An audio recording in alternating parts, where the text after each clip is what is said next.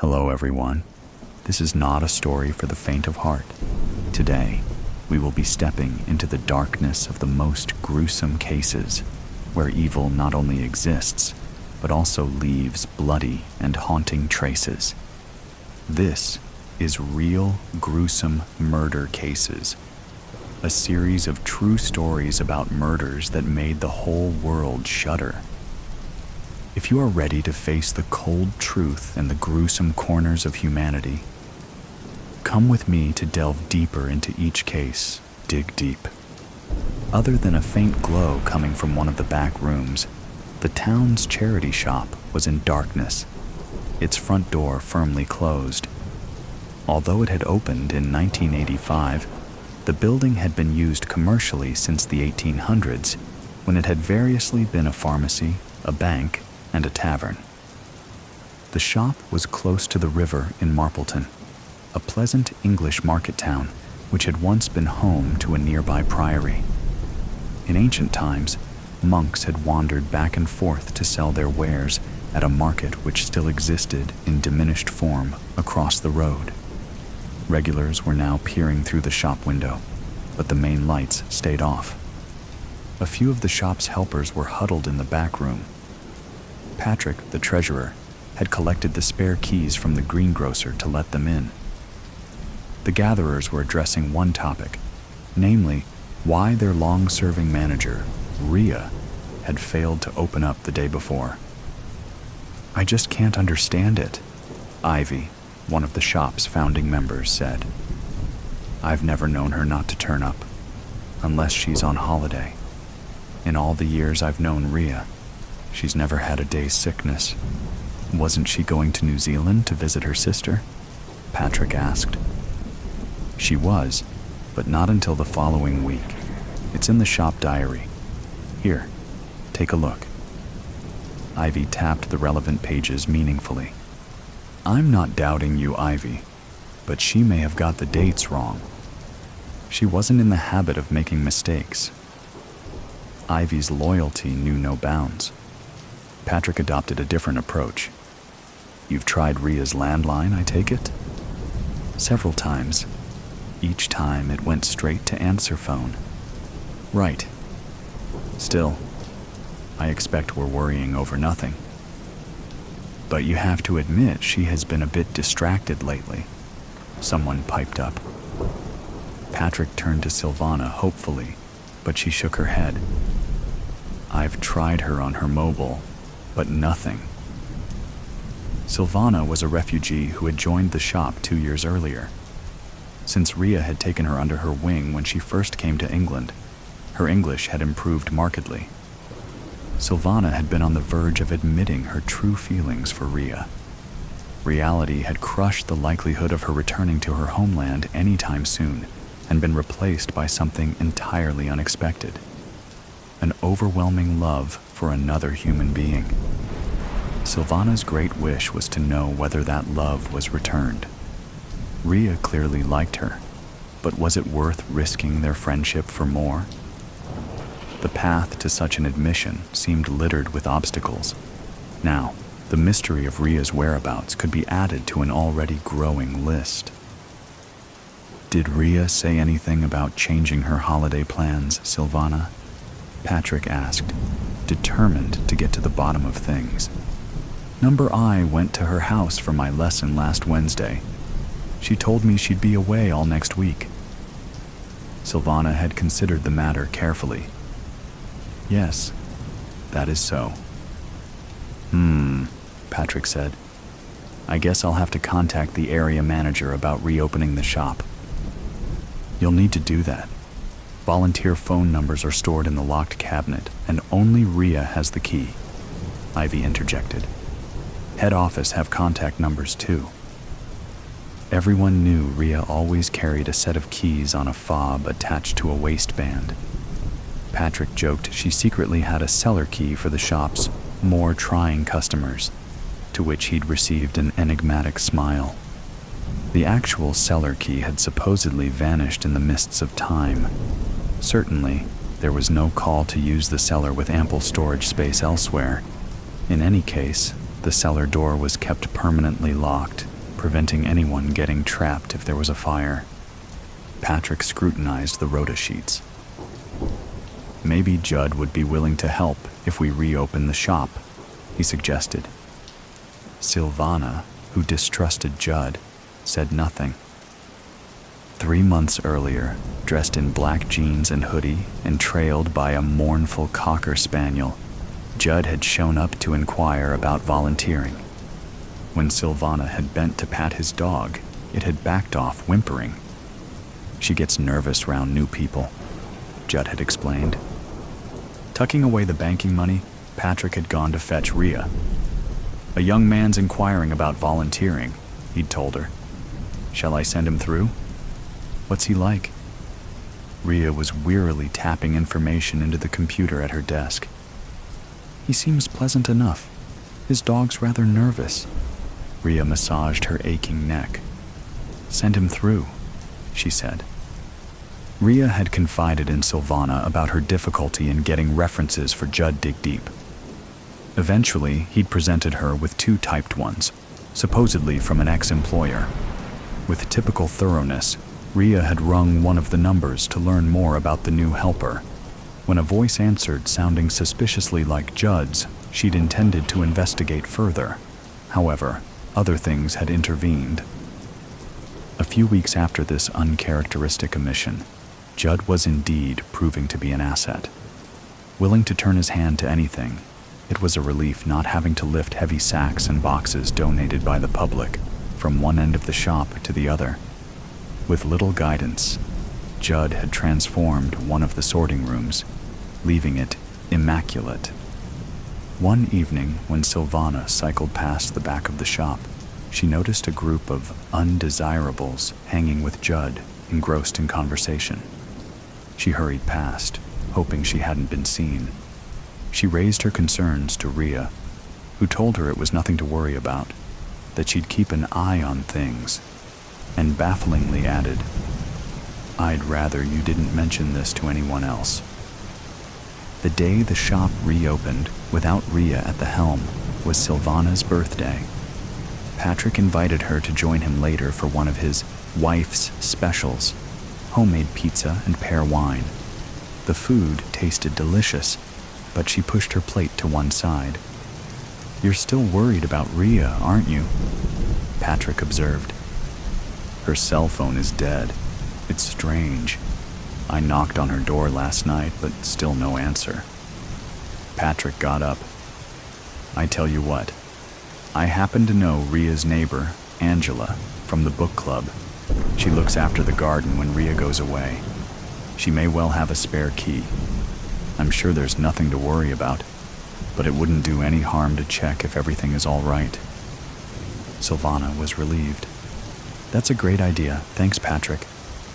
I've been known to have a few in my time. Come on, get your coat. Let's see if we can solve this mystery. Half an hour later, the pair were standing in Rhea's house. The hallway led into an open-plan kitchen diner with gleaming countertops and state-of-the-art gadgets. The smell of coffee lingered invitingly. When Rhea's partner Lindsay had died 5 years earlier, she'd left her with a generous insurance payout. Silvana sighed, remembering the other day when she and Rhea had drawn close over a bottle of wine. Rhea had even given her a present. Only to be opened on your birthday, she instructed. But beneath the gaiety, she'd been out of sorts. Rhea had brushed aside Silvana's offer of help with a brisk, I'm fine. I'll check down here if you do upstairs, Patrick said, jolting Silvana back to the present. The passport was lying on the bedside table.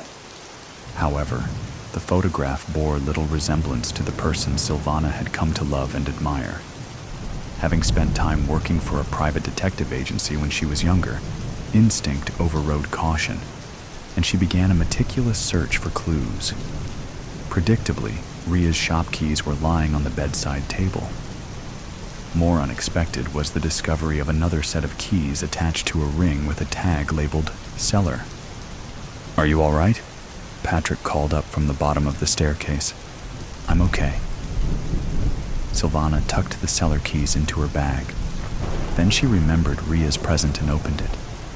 She was surprised to find a pay-as-you-go phone already charged up. "Well?" Patrick exclaimed. "Did you find anything?" "Just this."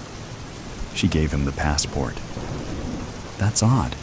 It appears she never made it to New Zealand after all. Maybe it's time to involve the police." "What? Right now?" "It is rather late. I doubt they'll want to be disturbed tonight." Patrick thought of the half-opened bottle of wine waiting back home. "I'll act tomorrow morning. Shall I walk you back?" "No need. I can take care of myself," Silvana said firmly. The moon was her only companion as Silvana descended the cellar steps at the back of the shop. With growing unease, she encased her hands in a pair of gloves and took off her shoes. She didn't want anyone to know of her presence. After 3 attempts, the door creaked open and she was met by a cloying damp, overlaid by something else. Something unpleasant. Tensing, she flicked on her phone torch and spotted a narrow corridor with another door at the end. Filled with foreboding, she slowly turned the handle. She smelt the body before she saw it. Wearing the trademark hoodie, the bloating, discolored thing in front of her, could hardly be called human. Judd lay slumped against an upturned table, his eyes staring and opaque. Silvana covered her face with a handkerchief to prevent retching and inspected the scene, noting the bloodied head and smashed vase lying beside it. The blood had pooled and dried, staining the clothes and floor. She was no expert, but if the rotting undertones were anything to go by, death had probably occurred a few days earlier. Even then, horror was blunted by relief. So long as it wasn't Ria, she had the strength for anything. But where was Ria? Adjusting to the dimness, Silvana tried to make sense of her surroundings. Some crudely constructed shelves filled with storage tubs and packets lay stacked against one of the walls. The place was obviously some kind of drugs den. Could Judd's death have been the result of a disagreement with other gang members? Silvana's stomach lurched. What if they turned up and found her? She'd only just locked the cellar door and picked up her shoes when she heard voices on the driveway. Somehow, she managed to scramble behind one of the bins underneath the fire escape. Hardly daring to breathe, she waited until the scuffling feet passed and the gang disappeared down the cellar steps. Then, she bolted into the night as fast as her trembling legs would carry her. She would decide what to do when she got home. Halfway across the town's park, muffled ringtones came from her bag. "Silvana?" The voice was clear as day at the other end of the line. "Ria, is it really you? Thank God. Are you all right? Where are you calling from? Talk to me." "If I tell you, you must keep it to yourself," Ria said urgently. "Of course. By the way, I have your keys." "The shop keys?" "The cellar keys. Long story. I have just been down there. I found him. Judd. Dead. It was horrible." Silvana began to laugh hysterically as the shock kicked in. "You went into the cellar?" Ria repeated. "Why?" "I needed to know if you were all right. I was so afraid I was going to find you, not him. When I saw your passport, I knew you couldn't have gone abroad, that something must have happened. I didn't get the chance." "What happened?" "I will tell you, but not now. Not on the phone. Patrick is planning to go to the police tomorrow about your passport." Ria asked. "Did you touch anything when you went into the cellar? Did you touch him?" "No." Silvana's teeth were chattering from shock. "It's cold outside. I was wearing gloves. But what do you know about Judd?" "Why were you wearing gloves?" "I don't know. I had a bad feeling. I didn't want to be implicated in anything. Back home, I once worked at a detective agency. I learned about not touching crime scenes. You may want to call the police, Rhea said. But please, can I ask you not to tell them I got in contact or about me giving you the phone? We'll meet soon. That is, if you want to. I'll understand if you don't want anything more to do with me. Of course I want to meet you. It seemed silly pretending now. It's all I think about. Silvana's heart flipped when she saw the distant figure standing on the pier below. The matinee performance at the Pavilion Theater was in full swing, and the pier was almost deserted. She came up behind Rhea, patting her on the shoulder. Hey! Rhea turned, instantly relaxing when she saw her friend. Hey! Silvana sank into Rhea's arms. For a long time, the pair embraced. It's so good to see you, Silvana said. Likewise. Rhea glanced round. Does anyone know you're here? Number, and I'm so hungry. Rhea grinned. How about some fish and chips? I'll treat you. You mean the famous English fish and chips? Rhea grinned. I've discovered a great place on the front. She linked arms with Silvana. Come on, let's eat. Then, I'll tell you everything. Judd was a bad lot, Rhea admitted later. He was running a drug racket, and I threatened to report him to the police. It doesn't surprise me. But how did you find out? Not long after I joined the shop, I was clearing up one of the back rooms and came across a discarded cabinet. There were 2 sets of cellar keys in it. I never told anyone about them, partly because I didn't want a lot of fuss. I wanted to keep it to myself. Unfortunately, Judd caught me coming up the stairs one evening and demanded to store his things there. I didn't like the way he spoke to me. When I refused, he threatened to torture his dog in front of me. He implied if I didn't comply, I'd be next. His eyes were so cold. For the second time in my life, I felt real fear. There would be time enough to ask about the first time, Silvana thought, clasping Rhea's hand. I'm afraid there's more, Rhea said dully.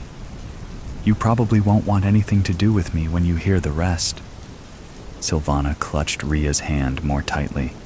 She'd come too far to be brushed aside. Why don't you let me be the judge of that? She said firmly. Whatever it is, we'll bear it together. You see, I love you. I need you to know that. You do? For a moment, Rhea's face shone. That's a relief, she said, laughing. I thought it was just me. Did you? Silvana laughed too. I may have had my suspicions, but I didn't want to say anything. Oh, I'm so happy, Silvana said. But hold your horses before we get carried away, Rhea warned. Hold my horses? An English expression. It means don't count your chickens. Count my chickens? Silvana, my love, let me finish my story before you say anything. Okay, sorry. Silvana nibbled a stray chip. Rhea was smiling in spite of everything. In the end, I couldn't stand being held to ransom by a bully like Judd. A few days ago, I foolishly decided to confront him in the cellar. He went to grab a knife from the table. There was an old jar on one of the shelves, and as he turned, I smashed it over his head. She shuddered. I couldn't tell you all this, but I made sure you had the phone before I left. I hoped you'd stay in touch. The day after, I headed here. Not wanting to be traced, I paid for everything with cash. But surely the police will realize you only acted in self-defense, Silvana insisted. Perhaps I should have gone to them straight away, but I couldn't face it. Rhea's hesitation was palpable, especially considering what? In spite of the warmth between them, Silvana felt a sudden chill, like someone walking over a grave. "What aren't you telling me?" Ria's voice broke. "I'm terminally ill. At best, I only have months to live. At worst, it will be weeks. I have all the medication I need. I just want to spend my last days in a place with happy memories." "I can't believe it." But Silvana knew Ria was speaking the truth. She tried to disguise her anguish. "How long have you known?" she whispered. "I only found out for certain the day before Judd threatened me in the cellar. Maybe I wasn't thinking straight. I should have told the police everything long before, but by then I was in too deep. I'm going to stay with you." Silvana had never been more certain of anything. Ria shook her head. "Stay with me tonight and go back tomorrow. It won't be long before the police check the cellar. It will look odd if you're not there. I have every faith in your survival skills. Look how far you've come. In the meantime, there's something I want you to have." "What is it?" Ria handed Silvana 2 envelopes. Inside one is a plan of the cellar.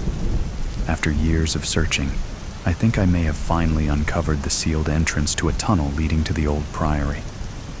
My father was a historian and suspected there might be one near the shop. The other is a copy of my will. It's my final and dearest wish to make your life better when I've gone. You have no idea what you are getting into. I am no saint, but no one really is. Some people are less evil. Some people are more evil. I have done things I am not proud of and will have to live with the consequences once they come. I do, however, refuse to feel guilt for what I have done. There are reasons behind my actions, and no one will convince me they are not for the greater good. I am writing here in my diary to be able to get it off my chest, as I cannot speak to anyone about it. I wish I could scream it from the top of my lungs, but I can't. If the secret comes out, it probably will be huge. The local media are already talking about it, and when they catch whoever did it, it will be loud. In my mind, I am a hero, but in people's eyes, I will not be. If anyone is reading this, probably after I have been caught, know this. I refuse to feel bad about it. I meant what I did every time. My heart is pounding with excitement, but I close my notebook and rest my head on the wall behind me. I've been doing my assignments for over a year already, but even thinking about them makes my heart race. It gives me rush, flushes my cheeks, and keeps me motivated to keep going. I love everything about it. I look at the time on my watch and get off the bed. Time for my double shift at the bar. I put on one of my tightest blouses with low cleavage, comfortable jeans, and tie my hair in half up, half down style. Touch of lipstick, mascara, shoes, and I am ready to go. As I walk out of the house, I feel the cold breeze tickle my skin and I shiver. I hate cold. As fast as I can, I lock the door and rush to the car. When I arrive at the bar, there are quite a few customers in already, even though it is only 5 p.m. I drop my bag off at my locker and wash my hands before I walk out to the main room. The music isn't very loud yet, thankfully. The outside daylight is still shining through, ruining the night out vibe, and people are divided between drinking coffees or beers. No spirits in their hands just yet. I make small talk with the colleague I'm taking over from before they leave, and I make my way to the right side of the bar to check if all fruits and garnishes are restocked and ready for the night. For those who never worked at a bar, they never are after a day shift. I slice lemons and oranges, moving on to the limes, when I hear the sound of a metal knocking gently on the polished wooden bar. I look up and immediately smile.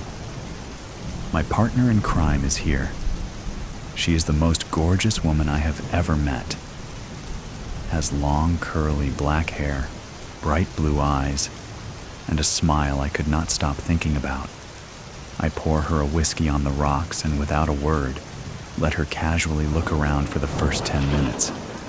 "Is your cockroach here already?" I ask, and she shakes her head. "I don't expect him here so early," she replies with a soft sigh. "Besides, I wanted to give you some attention before I see him." I smile and roll my eyes. "Lizzie, keep your flirting skills for the boys. I know what a sneaky little snake you are." She laughs at my joke, but doesn't reply. "How did you meet this one?" She grabs her glass and swirls it around, watching the almost melted ice cubes float in circles. "I accidentally bumped into him at the grocery store, very conveniently wearing one of my cutest dresses. We have been chatting on my fake phone for a week now. And he is definitely the one that did it?" I almost whisper, leaning closer towards her face. "Yes, Polly. He did do all of those unspeakable things to that girl a year ago." She whispers back, and I can smell the whiskey coming from her breath. "Then his rich daddy hired a lawyer, paid off some of the important people, and the cockroach is enjoying his life." She puts the glass down and straightens back in her chair. Not for long, though. We make small talk as the time goes, in between me serving customers until about 6 p.m. when the cockroach walks in. He is a tall man with brown, messy hair, sharp jawline, and dressed nicely in some expensive clothes. I can't tell you what brand they are because I know nothing about it, but the way he wears them with cockiness, I can tell he spent money. His dad's money, I remind myself, and continue wiping the already clean bar, trying to make myself look busy. Liz gets up from her chair, greets him with a kiss on the cheek, and sits back down in front of me. They order a round of drinks, and she starts to work her magic. They spend hours on chatting and laughing, although I know Liz is faking it. She always does. When the clock strikes 9 p.m. and her date is pretty tipsy, they order the next round of drinks. I make them and turn my back to the camera to grab the lemon off the cutting board with the pill between it and my finger, and I drop it in his drink. When he starts talking incoherently, Liz grabs his arm and quietly walks him out of the bar. I wait a few minutes before I ask my colleague to look after the bar as I need a quick break and leave as well. I find them in a back alley, the cockroach sitting sloppily on the floor, resting his back and head on the wall, and Liz standing above him, looking at her phone. As soon as I walk up to them, she looks up. I spoke to his victim. The girl was still so upset about what happened. She whispers, with anger in her eyes. This piece of... He took something away from her she will never get back. He deserves what is coming his way. I don't reply, but nod in agreement. I look at the guy's face and feel disgusted that he not only felt it was okay to do what he did, but also decided consequences are not for him to handle. My stomach feels tight, something heavy like rocks growing inside it. I am not sure if it is from nerves, stress, disgust, or excitement from what is coming. It is Liz's time to deal with the man, and I need to get back to work soon enough. I help her tie his hands and feet, put him in the boot of the rented car, and turn to Liz. He should have admitted and faced the punishment, I hear Liz say as she slowly walks towards the driver's door. She isn't looking at me, and I am not sure if she is talking to herself or me. He is a gross, creepy cockroach who has done something horrible and he needs to pay. The smug smile he had on his face when the case was dismissed, knowing he got away with it. I see her shake her head in the streetlight falling on her from above. Well, he didn't. They don't anymore. I whisper back and walk into the bar. HIM. I can feel the headache getting worse as the shouts don't end. Mr. Robertson came to report his son's missing, but ever since we took all the information and said we will look into it, he has been shouting at various officers. He wanted the whole station up at this moment and searching for his son. We tried explaining to him that we will not be able to find him within the next hour, so when he kept shouting, we threw him out, threatening with a ticket. I spin around in my chair to look at the cork board again, but feel hopeless. Missing men keep being added to it, but no more clues have been discovered. I feel like a complete idiot. Ryder Robertson's picture have now been added to the right side of the board, alongside Henry's, Lewis's, Christian's, and Jake's. All of these men, various ages, occupations, and lives, have been missing, and it was my job to find them. I hear someone walking up to my desk, and I turn to see my partner Jesse. I could put an egg on your head and would be able to fry it within a minute, he says and smiles at his joke, but I don't smile back. I am too tense. Hey, I know it is hard, but with a new victim, there is a possibility for potential clues. I nod without saying anything and turn back to the board. Maybe walk me through what connects these men. Sometimes speaking things out loud helps to see things that could have been missed. I sigh but agree, for the sake of not having any other ideas. Henry, aged 54, went missing in April 2023. In February 2023, he was found not guilty for domestic violence on his wife. Lewis, aged 22, missing in July 2023. There was an old report to the police about attacking his ex-girlfriend, but she came back to retract the report, saying they just argued and she was okay. Chris went missing only a week after Lewis. They are the same age. I don't, however, have anything that links him to the rest of the guys, so maybe he is not part of it. Jake, aged 32, went missing in December 2023. Only 3 months after his lawyer argued that 5 women that came forward from his company about inappropriate behavior towards them were unstable emotionally and had a vendetta against him. So the case was dismissed. And now, we have Ryder, who a year ago assaulted a girl, but somehow the DNA samples the doctors collected disappeared right before the trial. All of them have been seen with a woman at a bar the night before they went missing. So, the only thing that connects these men are vile actions against women. What if the women did it? I laugh and roll my eyes. Yes, because the experienced detective didn't think of that. I will check with the girl from Ryder's case, but all others have rock-stone alibis. I pinch the bridge of my nose with my fingers and rub it, trying to get rid of the headache. Soon enough, this case will be assigned to someone else, since I can't seem to get any leads. And this would be an absolute nightmare for a young, ambitious detective like me. I needed to get at least something to keep me going.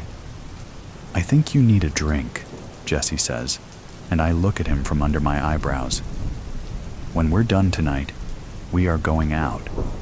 And, he says quickly, raising his finger to stop me from interrupting. I will not take no for an answer. So here I am now, at the bar, sipping my beer and listening to Jesse vent about the argument with his girlfriend. I politely nod, but only listen to every third word because the focus is escaping me too quickly. I love him like a brother, but help me God with how much he talks. I look around the bar, trying to look casual, but the moment my eyes land on her, there is nothing casual about me. She walks in with her long strawberry blonde hair, gorgeous black dress, and boots heeled so high, I am surprised she isn't falling every second step. But she has this confident aura about her.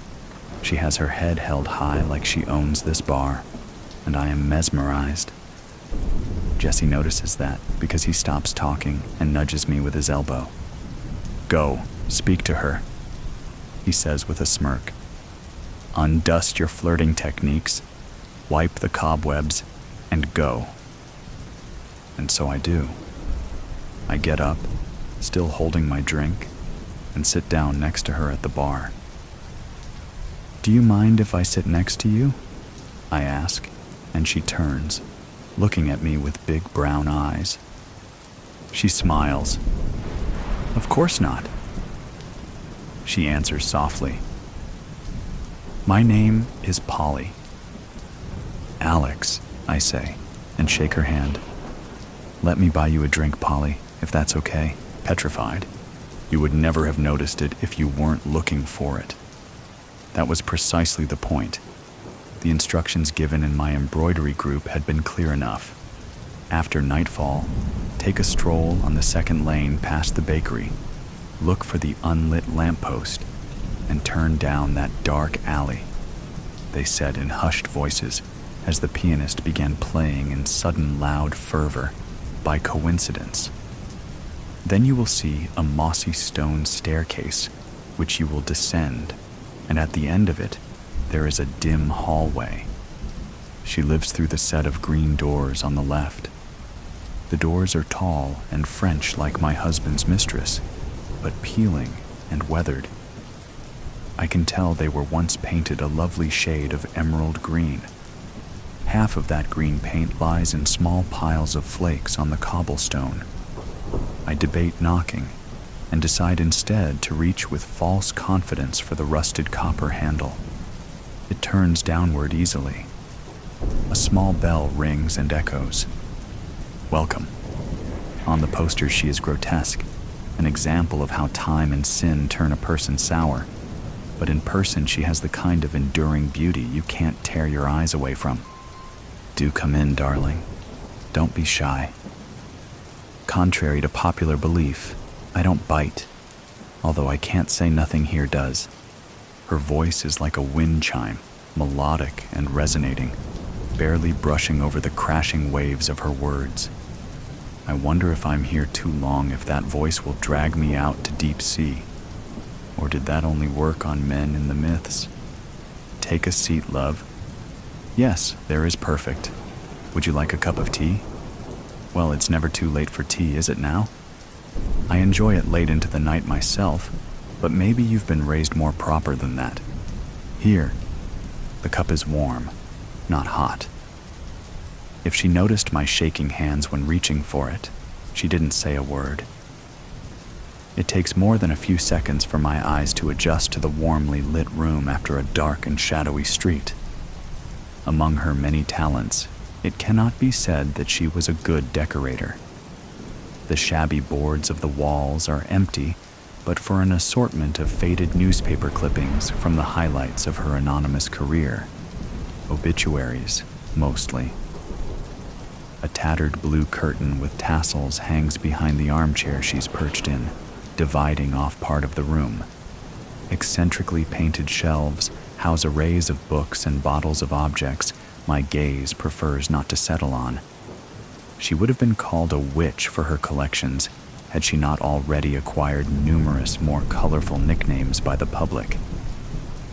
The only item of some value is worn loosely around her slender wrist, a heavy and ornate gold watch, the kind of thing that would make a petty thief's day to see glinting underneath a man's sleeve in the street. She catches me admiring it and smiles thinly, holding up her arm up to eye level. "Isn't it a beauty? It was my first husband's, this watch. On the 10th anniversary of his death, I'm going to smash it to bits and melt the gold into a necklace for myself. I deserve a little gift from him, I think." Her laugh unnerves me, but I find myself too curious to be afraid. I politely say my condolences for her husband's death. "Oh, darling, don't be sorry that that man is dead. The one good thing he did was to be the inspiration for the charity work I do. I haven't always done this.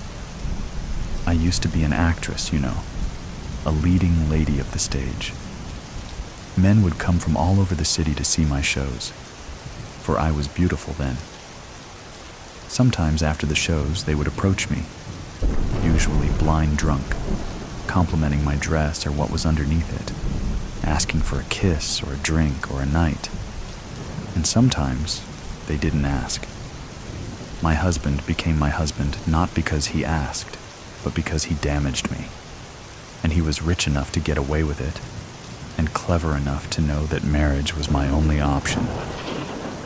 She smooths down the skirt of her maroon dress, then looks up at me with a solemn expression I can't fully read. It isn't hard to believe she was once a sought-after woman. Though sunken in age, her cheeks are smooth, and her face looks as though it was hand-carved out of porcelain by God. Her hair is twisted into a dark crown atop her head, secured with metallic pins. Her eyes are like a cat's, but not a house cat. No, definitely not. Like those of a tiger that has been left to go hungry for far too long. I will her to continue talking and not look at me with those eyes again. We sip our tea in unison, upholding our masquerade as ladies. She takes in a breath. He said he loved me, and at the beginning I believed it. He may have loved me. He certainly desired me. I think mostly he loved seeing the desire and jealousy of other men when he told them I was his wife. But that got old fast. So did I, in his eyes. When it had been a year, and I still had not given him a child, I turned ugly to him, and he acted ugly accordingly. One night, he came home from the pub talking about how the other men's wives had filled their houses with children by now. He spoke of babies like cattle. Then he threatened that he ought to tell the whole town that I was secretly a whore and leave me. I should have kept quiet and obeyed and smothered him in his sleep, like a good wife. Instead, I promised him that as long as I was alive, I would never let a child be born cursed enough to have him as a father. I'm sure you know what happens next. Or otherwise, you wouldn't be here, my darling. She traces a scar on her chin that I hadn't noticed before, extending along her jaw to the start of the delicate bones of her neck. I imagine it snaking around the rest of her throat in a ring, strangling her pale skin, and my breath catches. It looks as if lightning struck her. She was struck, though not by something as rare as lightning. I instinctively touch my collarbone where I know without looking there is a ghastly bruise.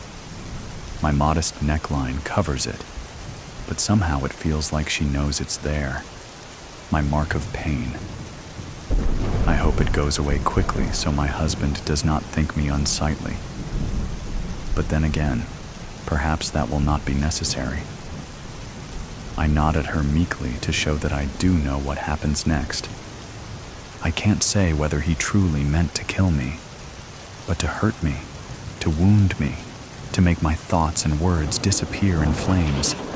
He meant that with all his heart. The funny thing is, it was him who made my words true. Of course, he couldn't have known that I was with child. Even I did not know then. After, no one would ever get to know. I made a gravestone, although there was nothing to bury. And then, a month later, I buried my poor sick husband next to it, marked only with a slab that did not bear his name. Wealthy and beloved as his gold in his life, in death he became only stone. The disease had taken him so quickly that there was no time for anyone to save him.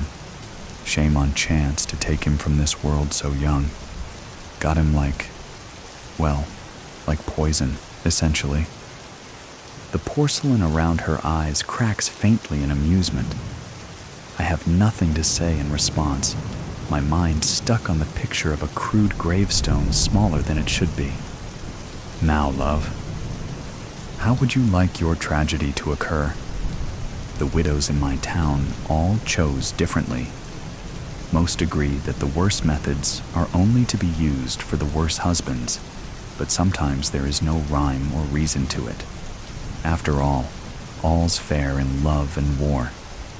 Millions of second and third and fourth thoughts crossed my mind on the way here, but now those voices are silent, and there is only mine and hers, and the input of the hissing wind outside. Well, what will it be? In 2 weeks, it will happen. On the way home after a day of work, my husband will feel a bout of hopelessness that gives him a nudge to hurl himself off of the local bridge. The river below is not a kind one, especially to those who never learned to swim. He will have been drunk, since he often is, and everyone knows how he gets when he's drunk. No one will discuss a death as taboo as taking your own life. My children and I will cry and wear black for weeks, though no longer than what is expected. At the same time, the black of our bruises will fade. He won't be missed very much, really. Perhaps that French woman will miss him, but she would have met the man that I knew soon enough. I will decide to raise my children in the countryside alone, and we will be happy. I cannot say yet whether I will regret it.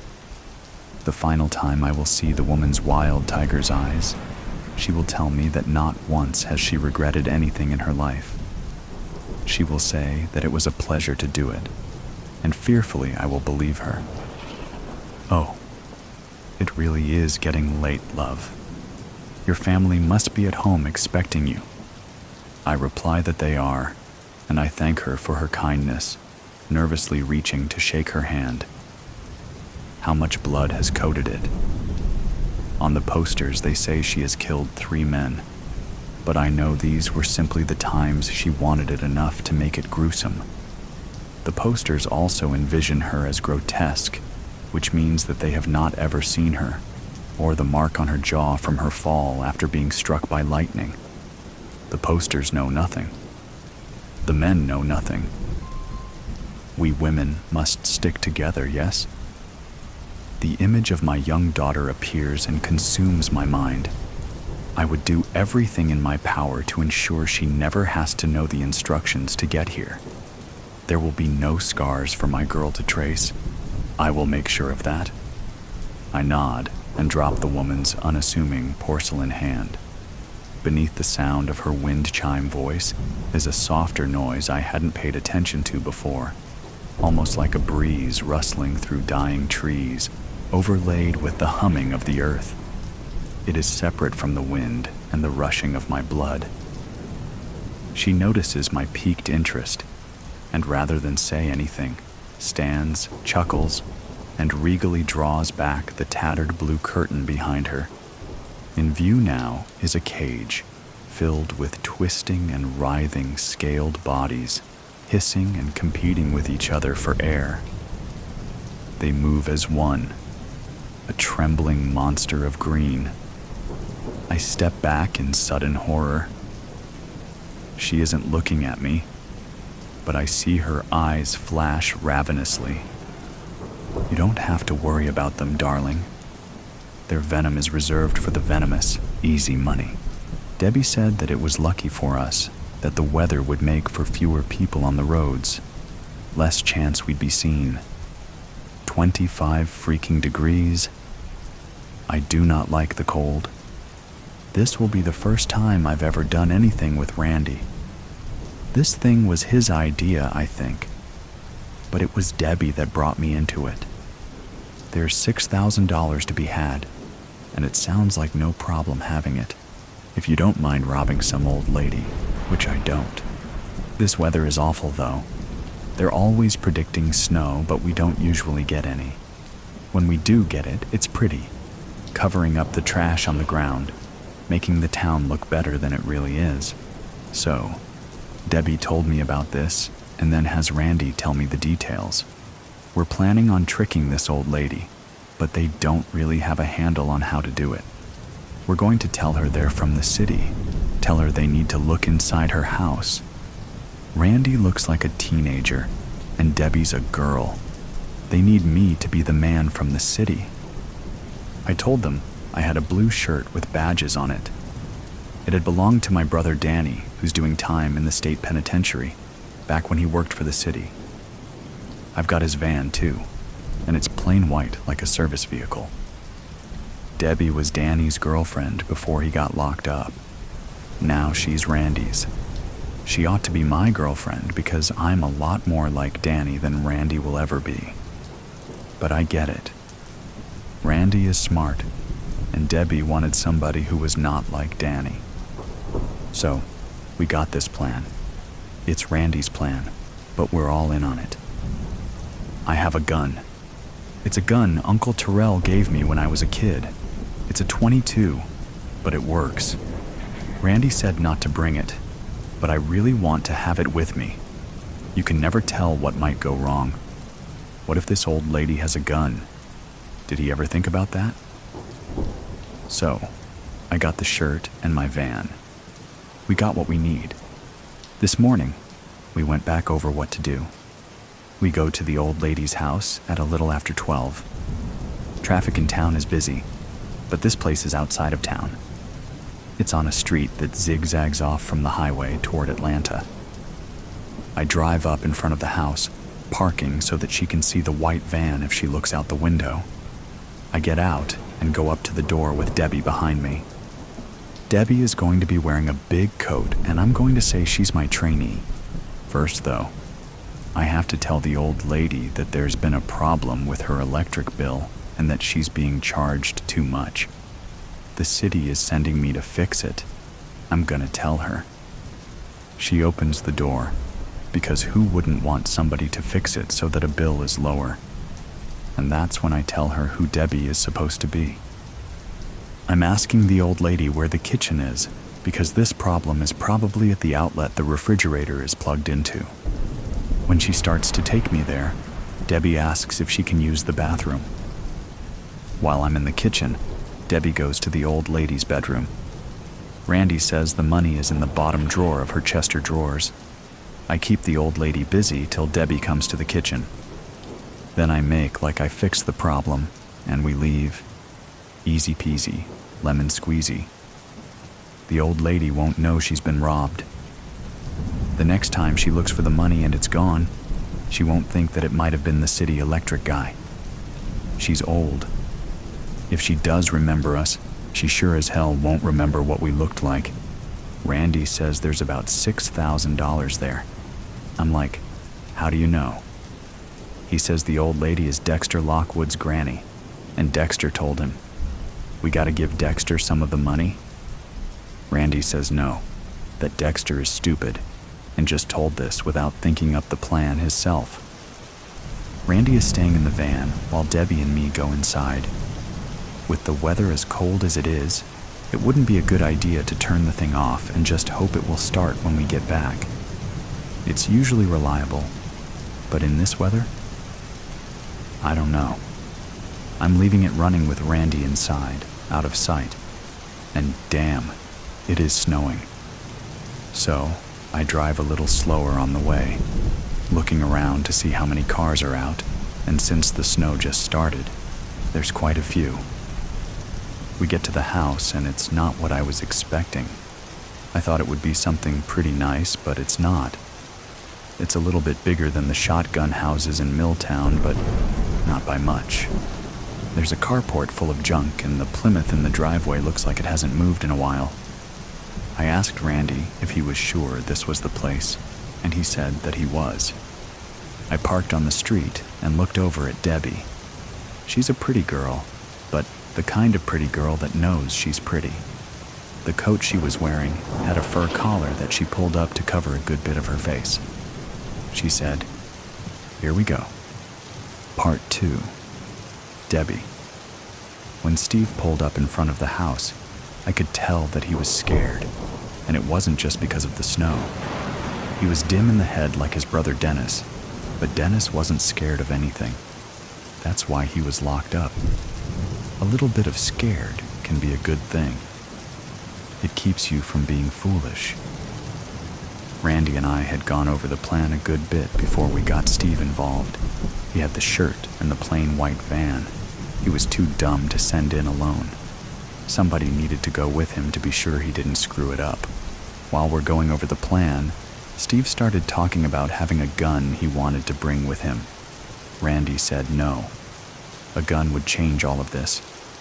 We would go from basically pulling a scam to maybe getting charged with assault with a deadly weapon of an old lady. I'm scared that Steve brought it anyhow. So, it's below freezing, and the snow has started to stick. I didn't say anything though. We needed to be focused on what we were doing because this was $6,000, $2,000 for each of us. I could last 6 months on $2,000 if I was careful. And I was careful. I'm not mentioning that until we get this done. I want my money, and then I'm done with Randy, and with Steve, and with Dennis. When he stopped the van in front of the house, I could see Steve starting to freak out a little. I didn't want him to spend too much time thinking, so I just looked at him and said, "Here we go." I got out of the van and started around. Randy got in the driver's seat. We went to the door and knocked. The old lady opened it right away, like she had been standing there waiting for us. She's tiny. I mean, I'm only 5'2" myself, but she's shorter than me.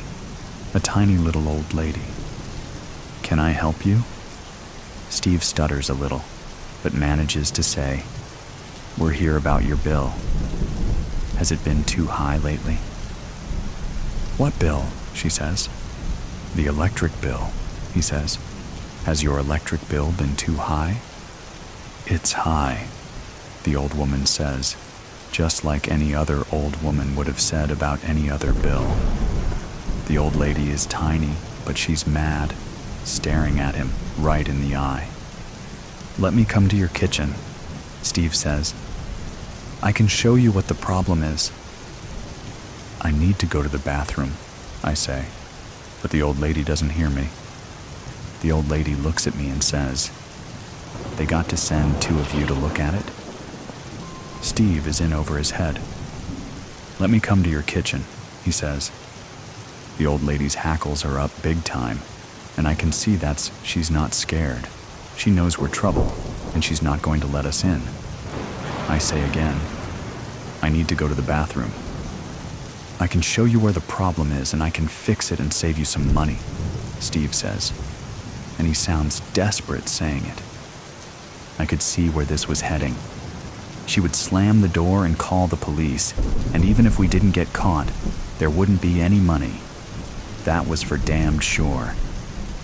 I shoved past Steve and pushed the old lady backwards. I thought she would fall, but she didn't. She staggered a step, and I was inside.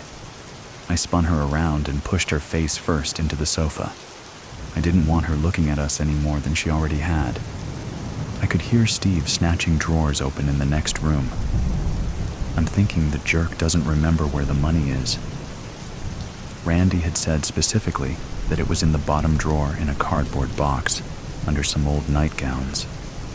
Why the hell could he not find it? I hear him cussing then. He comes out and says, "Debbie, you're going to have to come and look for it." I can't find it. Idiot! Names! Now the old lady knew my name at very least. By then he was beside me, leaning into the old woman himself, holding her there. I got up and went to the bedroom and saw that he had ransacked it. The room straight across the hall was a little bathroom. There was one other door still closed. I went to it. I opened the door, expecting to find a different bedroom, the right bedroom, but instead, it's piled high with boxes and crap. Her junk room. "Damn it," I said. I went back to the front room where Steve continued to hold the old lady down.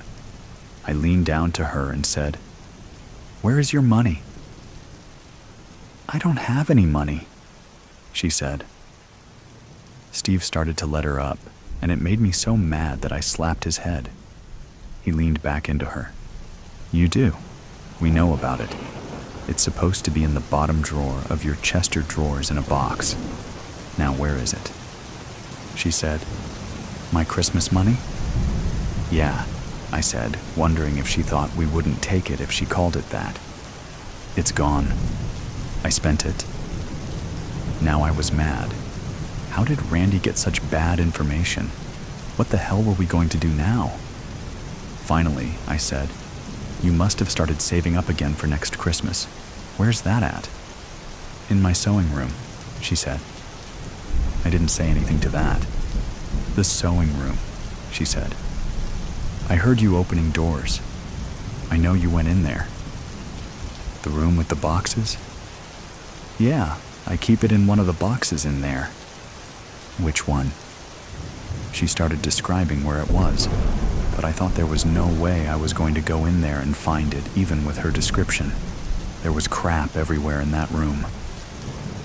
Bring her down here, Jeff, I said, heading down the hall and expecting Steve to understand that I was referring to him. Again, it took 2 beats for him to catch on. He held the old woman by the back of her neck, pushing her in front of him. I pulled my coat up high enough that she couldn't get a good look at my face. When she got inside the room, she went to a stack of boxes and moved them around, finally pulling out one that looked, to me at least, like every other box in the room. She fumbled and opened it as we stood behind her. Part 3. Randy. There was supposed to be $6,000 in the box. If anything, I thought there might be more. I told Debbie about it, hoping she could talk Steve into doing the actual theft. Her idea was better because she knew about the official-looking shirt.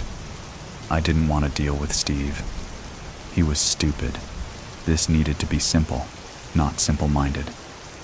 Debbie planned it well. None of us knew how the weather would be that day. The temperature had been around freezing for a few days.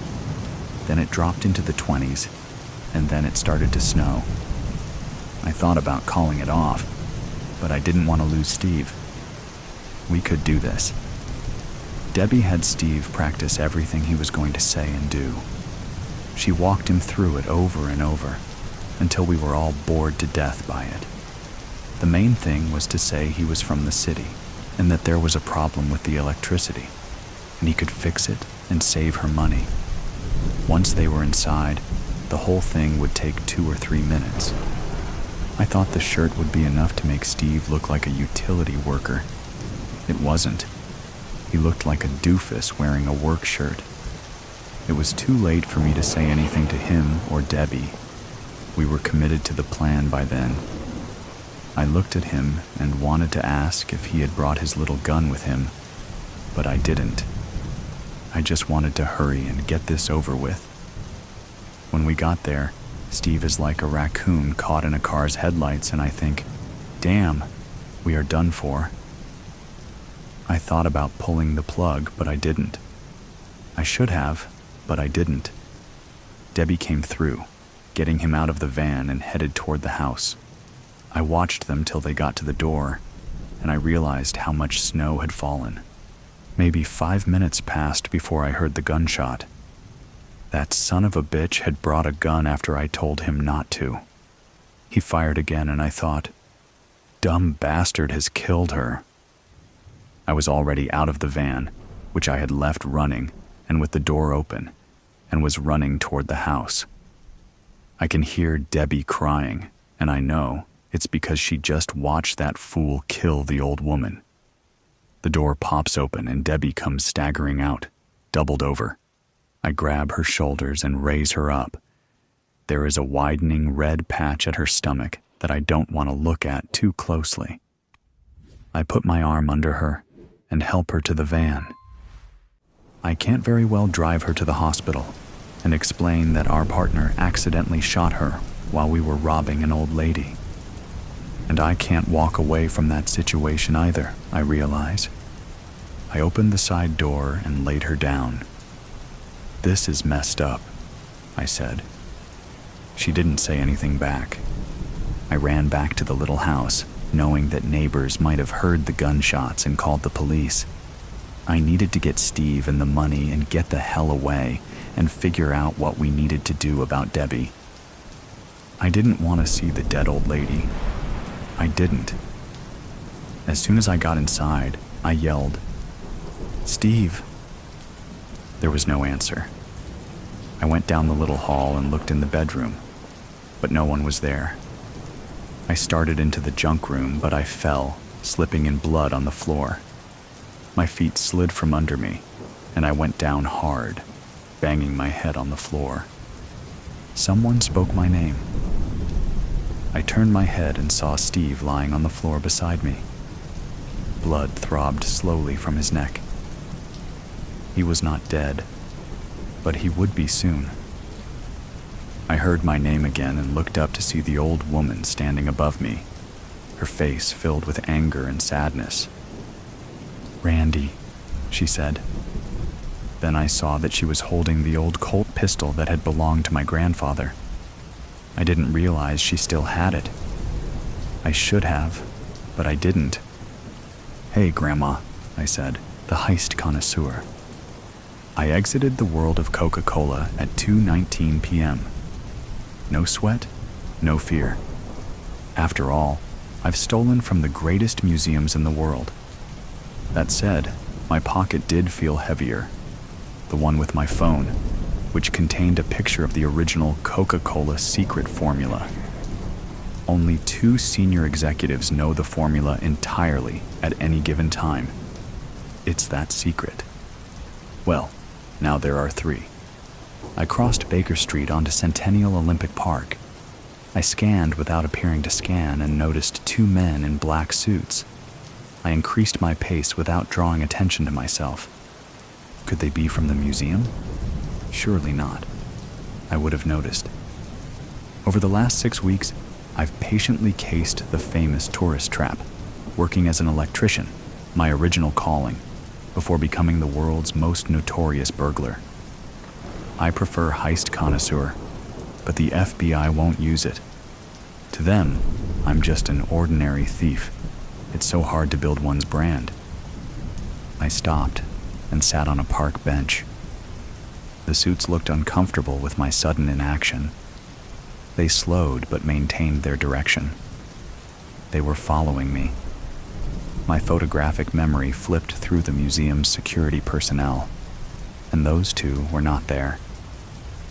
I got up and walked to them. We were surrounded by kids playing, lovers holding hands, and walkers listening to mumbled headphones. These 2 won't make a scene. I, on the other hand, will. It was easier to disappear in chaos.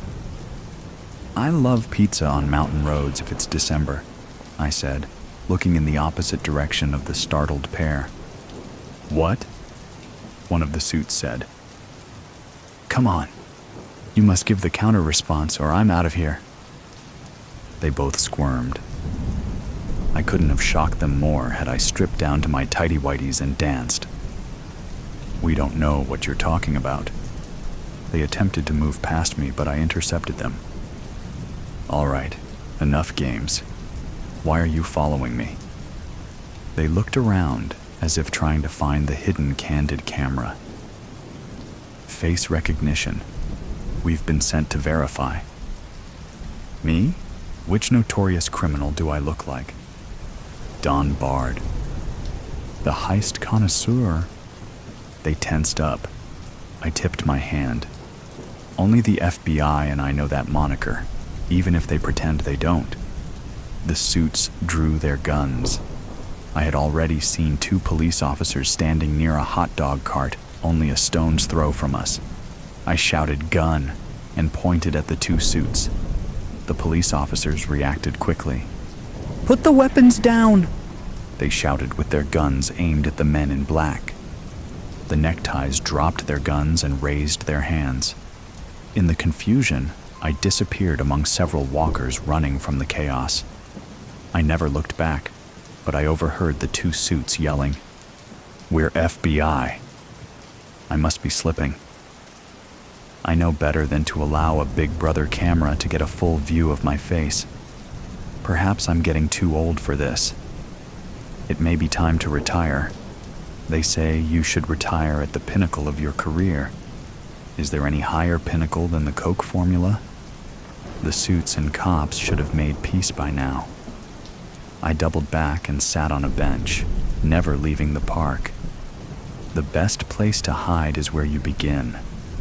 No one ever thinks to look where they lost you.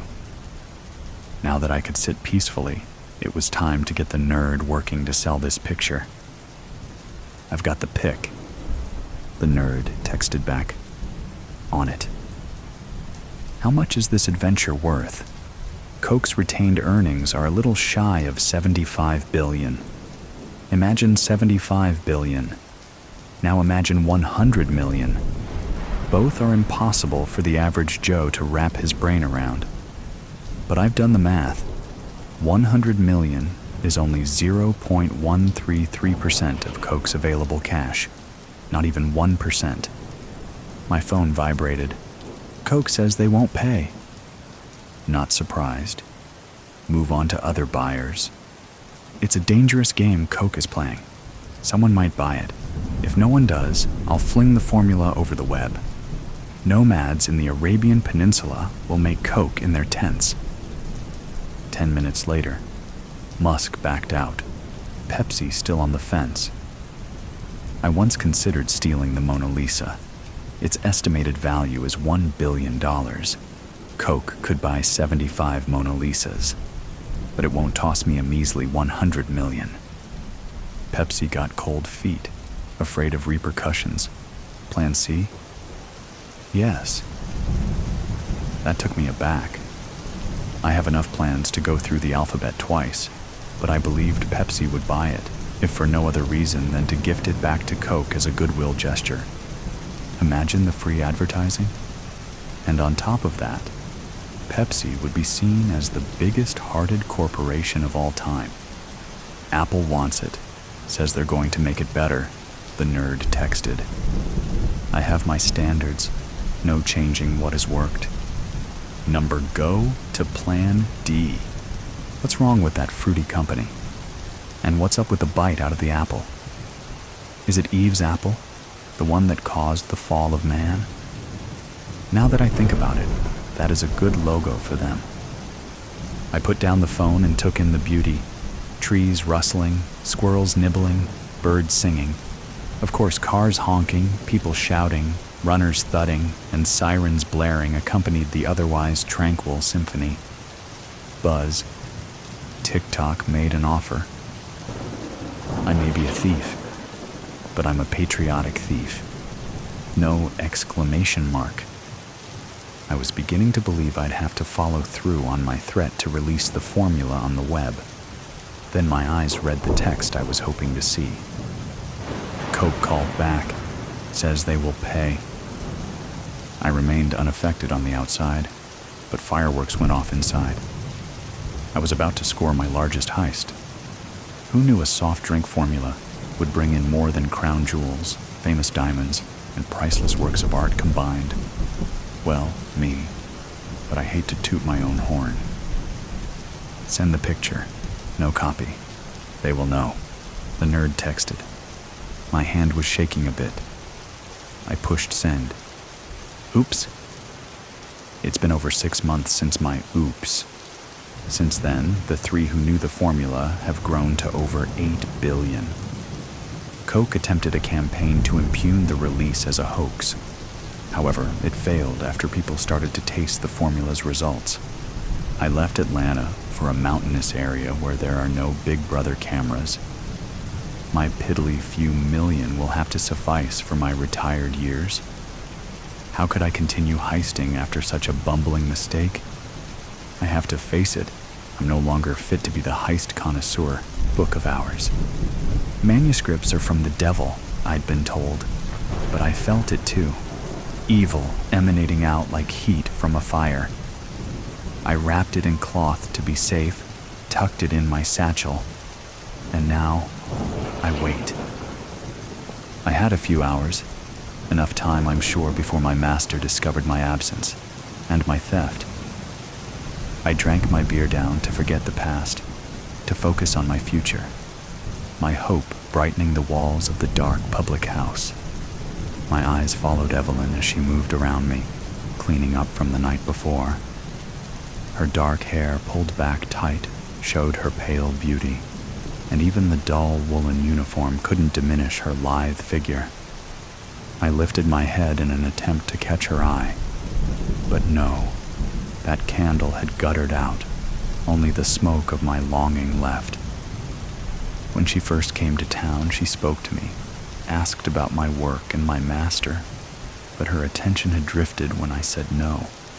Now I was no more than another chair in her way, an obstacle to sweep around. I did this for you, Evelyn, and you won't even look at me? On my own, I see. So be it. Pulling out the cloth-wrapped bundle from my satchel, I carefully placed it on the table. If what Evelyn said was true, this strange item could allow me to finally escape my service, with enough gold to make a new life, free from my bonds. I stared at it, hesitant to touch the elaborate box. Just parchment squeezed tight between wooden boards. How could it hurt me? I had seen it before on my master's shelf, next to an old statue, but gave it no more thought than the worn boots below it. I have no need of such things as paper or written symbols. My only use is for work. Evelyn said a man, Demon, had come from Rome searching for these old manuscripts, such as one rumored to be held by my own master. No larger than my two hands together, this small item could be my salvation. The cover creaked open, dust puffed into the air, as if breathing again after ages of suffocation. First one page, then the next blank. My heart leapt into my throat. Could some magic be needed to make the words appear? But then, on the third sheet, an image appeared. A man so bright and real. I touched the page to see if he lived. I understood why Demon wanted this, needed it enough to pay gold for it. The man, his hands raised with blood on his palms, a cut in his ribs, stared at me. A gold circle around his head, a gold cloak over his body. Was this the man whose soul had been caught? Half the page and the next were filled with black marks in dense flowing lines. They seemed to move as I looked over them, as if these lines were fighting to be released from the page. A black dread flowed down my back. Have I released some demon by opening his cage?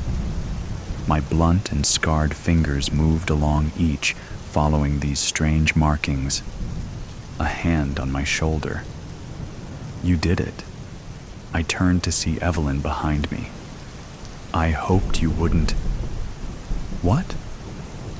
My confusion intensified when she looked down into my eyes, deep pools of sadness. If this goes well, I'll have gold. My lips quivered, matching the tremor of my heart. We can leave together. Poor boy. Her hand touched my face. The blaze in her eyes lit a fire in me, illuminating a future better than I could dream. I wish it could be so. Her eyes closed. Yes, if after, meet me outside. I grabbed her hand, kissed her fingers. We'll leave this town together and live free. Evelyn bent down. Her lips met mine, just an instant. Her warm touch an eternity of bliss, sparking lighting through to my toes. Then she looked up at a sound and stepped away. The door stuttered open, and a man spilled in with the morning light. I felt Demon before I could see his face, a cold frost flowing into the room. A narrow stick of a man. His over-large head bobbed on a narrow neck, hair fine, matted to his temples, with a few strips reaching down his jaw. He clutched his cloak to his chest with thin arms, like crooked branches. Glasses perched at the end of his long, pointed nose, a sparrow hanging on for dear life. He moved without effort, as if he floated instead of walked. Demon nodded to Evelyn, waved toward her with two fingers. Dark, cold spots of light peered out under heavy brows, eyes like a wild beast with no soul, and I feared him like no other man I had ever met. He smelled of mold and dust. an odor of death that sent the hair on my neck lurching from my body to escape. Long, thin fingers danced on the table, blackened nails clicking against the wood. I had heard of these scribes, men who trapped words on a page with strange magic and a feather. What mysticism did they practice? What knowledge did they deal in beyond my ken? I eyed him warily. That knowledge stuffed too tight, a too full sack could explode, destroying him and anyone around him. "Do you have the gold?" I whispered, keeping my head low. A cough, dry and hoarse, escaped his lips, like a death rattle. I feared for his health, but at his crooked grin, I recognized it as his laugh. Evelyn brought 2 ceramic cups of black beer, along with a metal platter laden with apples, dried meat, and cheeses. Demon's hand brushed her leg, up to her hip, lingering. I didn't understand how she could stand the touch, but her body stayed still, though her eyes looked away. "See, I have the monette." Demon's face fell into a sneer. His words had a strange, foreign lilt that grated on my ears. A cloth bag landed with a heavy clink on the table, the sound of my future. Evelyn had spoken the truth.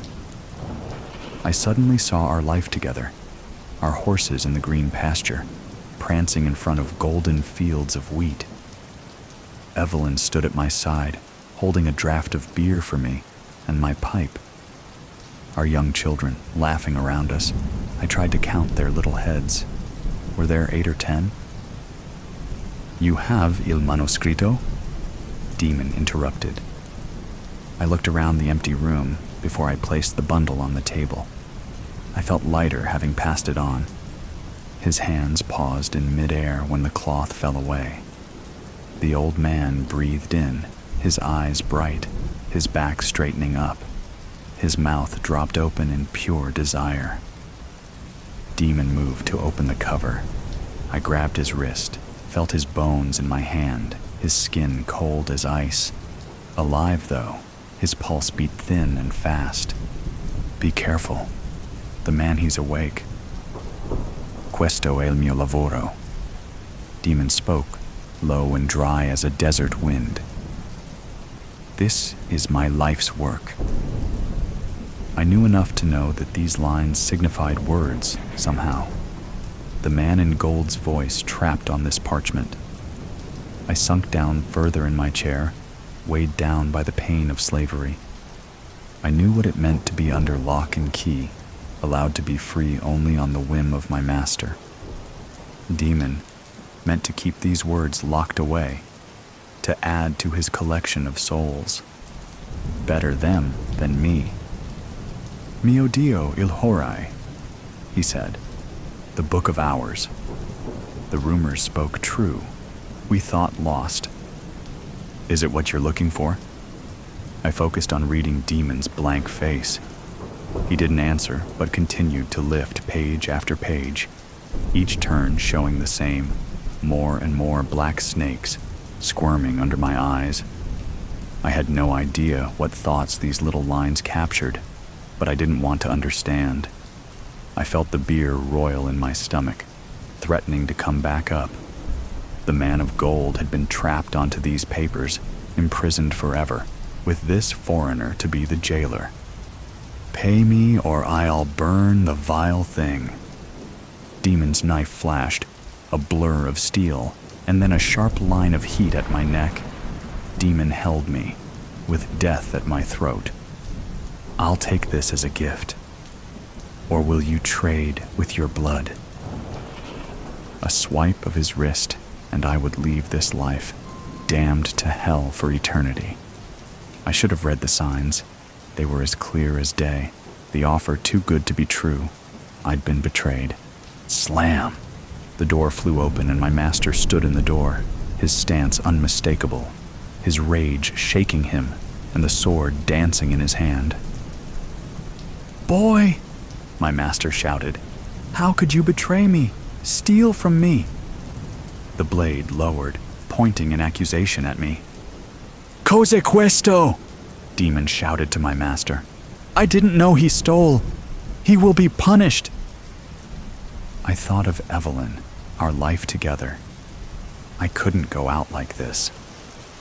Please, no, help me. Suddenly, the manuscript moved, falling to the floor, catching Demon's attention, loosening his grip. I'll never know if it was a quirk of fate, or if the man in gold chose to help me, but I took the chance and grabbed the knife by the blade to pull it from my neck. I escaped his grasp, though my palms were sliced to shreds. I turned to see Eve wielding the platter like a hammer, swinging again and again at Demon. With Evelyn at my side, I could make an escape. Scooping up the manuscript, I grabbed an iron poker from the fire and ran at my master, standing in front of the only portal to my future. I had lived more of life in these few short hours than in all of my 20 years. I kissed a girl, escaped death, and now carry a priceless treasure in my hand. The stars were aligned with me today. I could not lose. Anger at all the scars, all the pain this man caused powered my arm.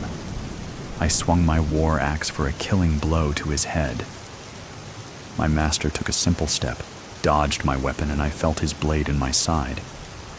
I'm invincible, I screamed as I fell out the front door, the manuscript tumbling from my hand.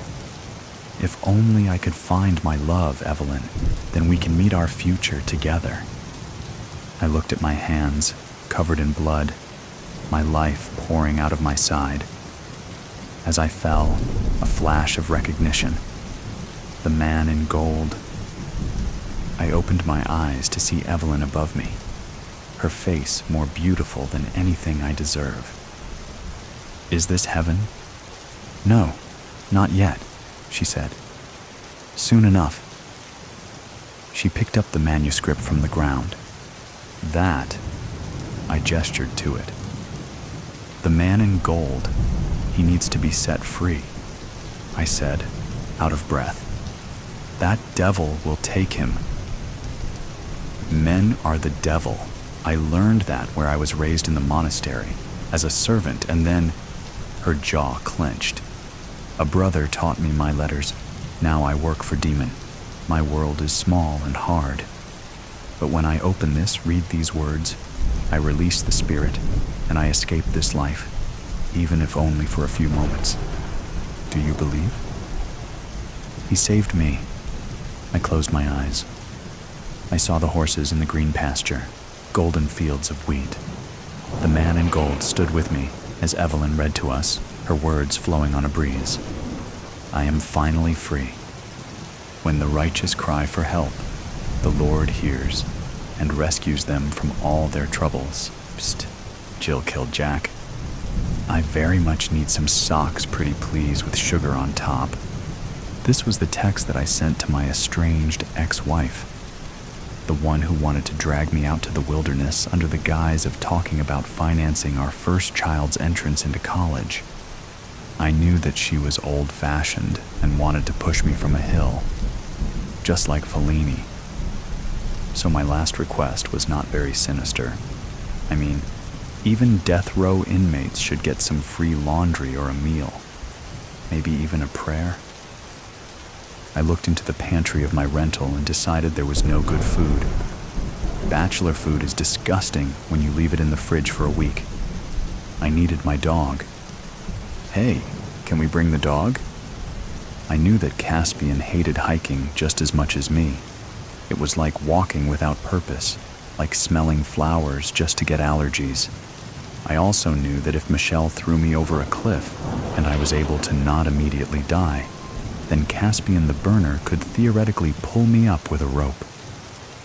I decided to wear my flax Bermuda-styled shorts, which can be unwoven and turned into rope or a joint.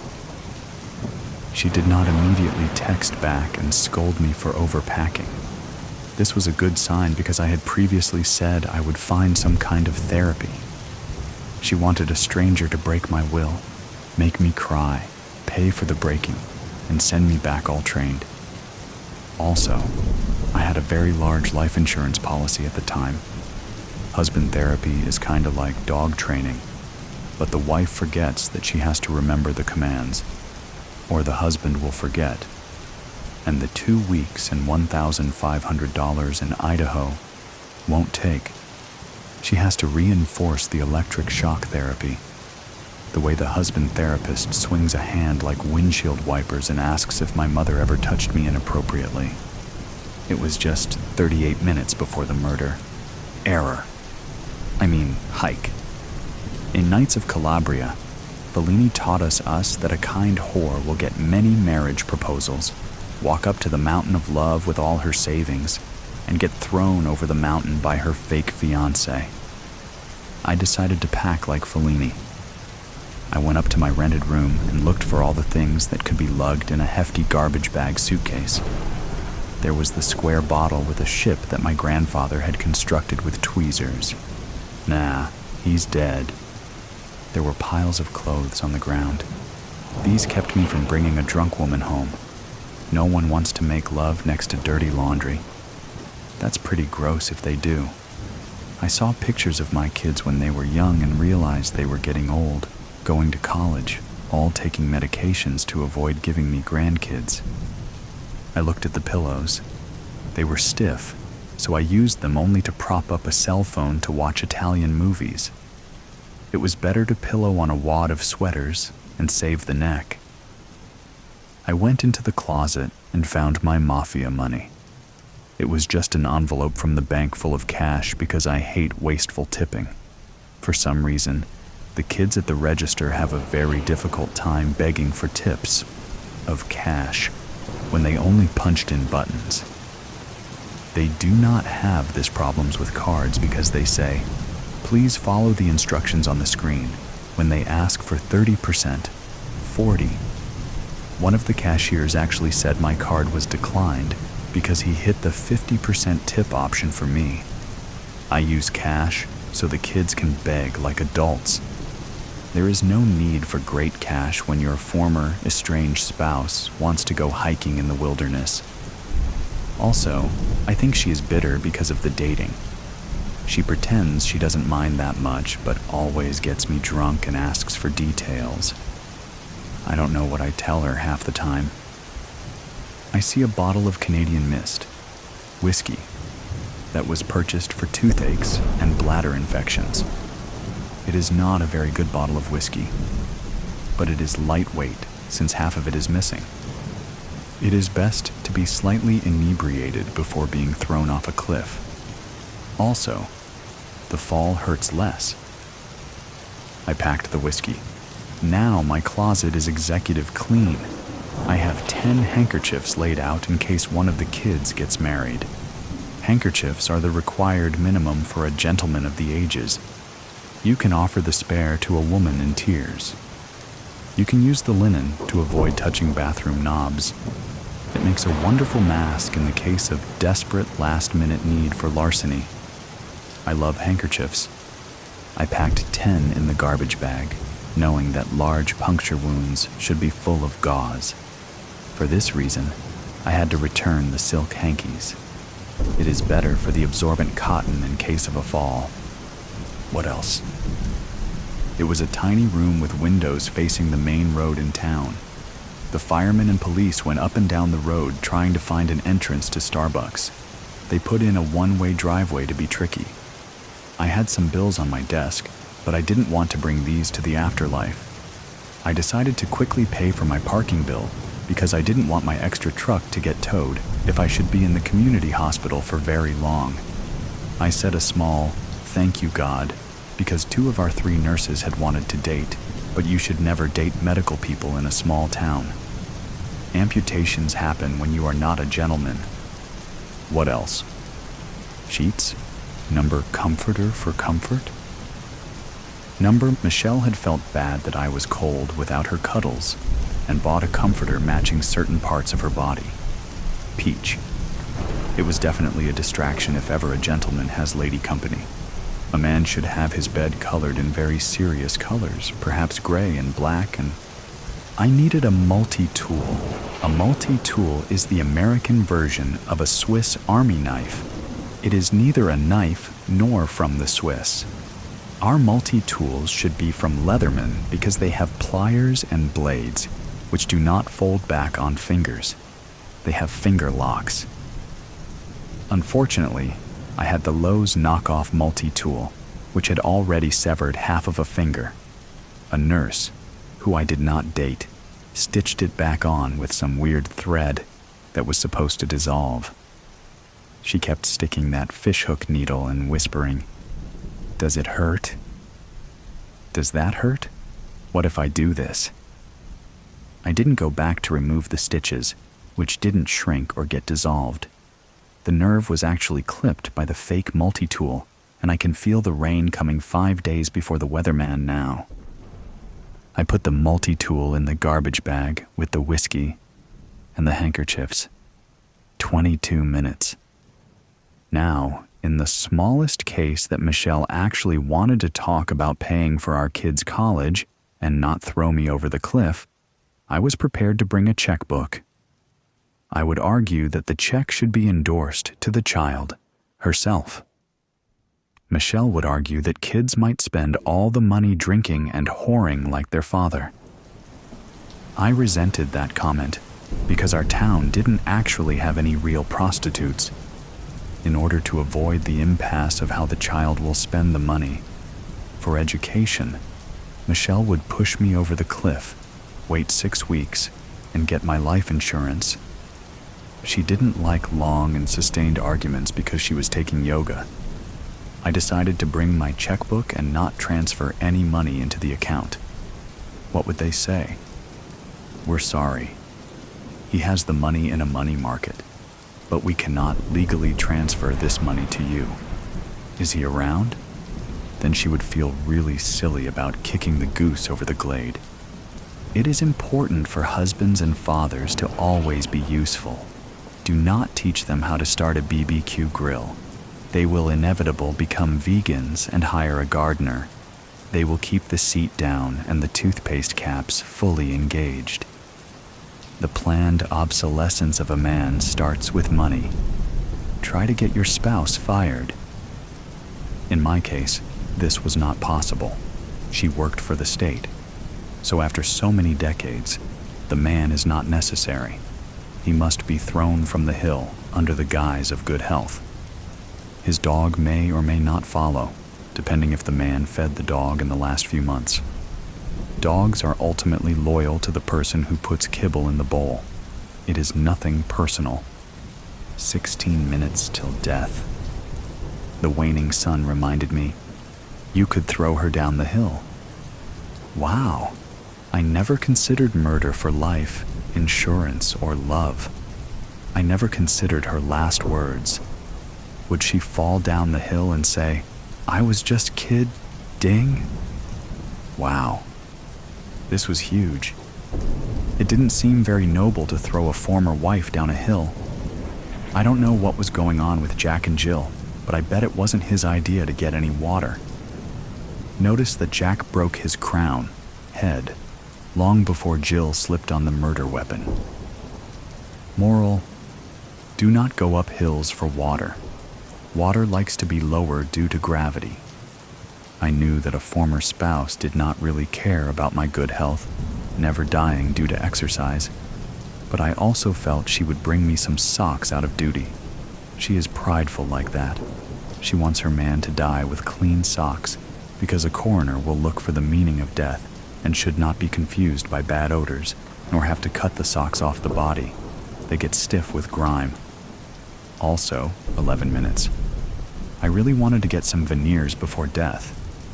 It seems really creepy to have a perfect white smile in death but hide the blemishes with a beard in life. The coffee struggle had taken its toll.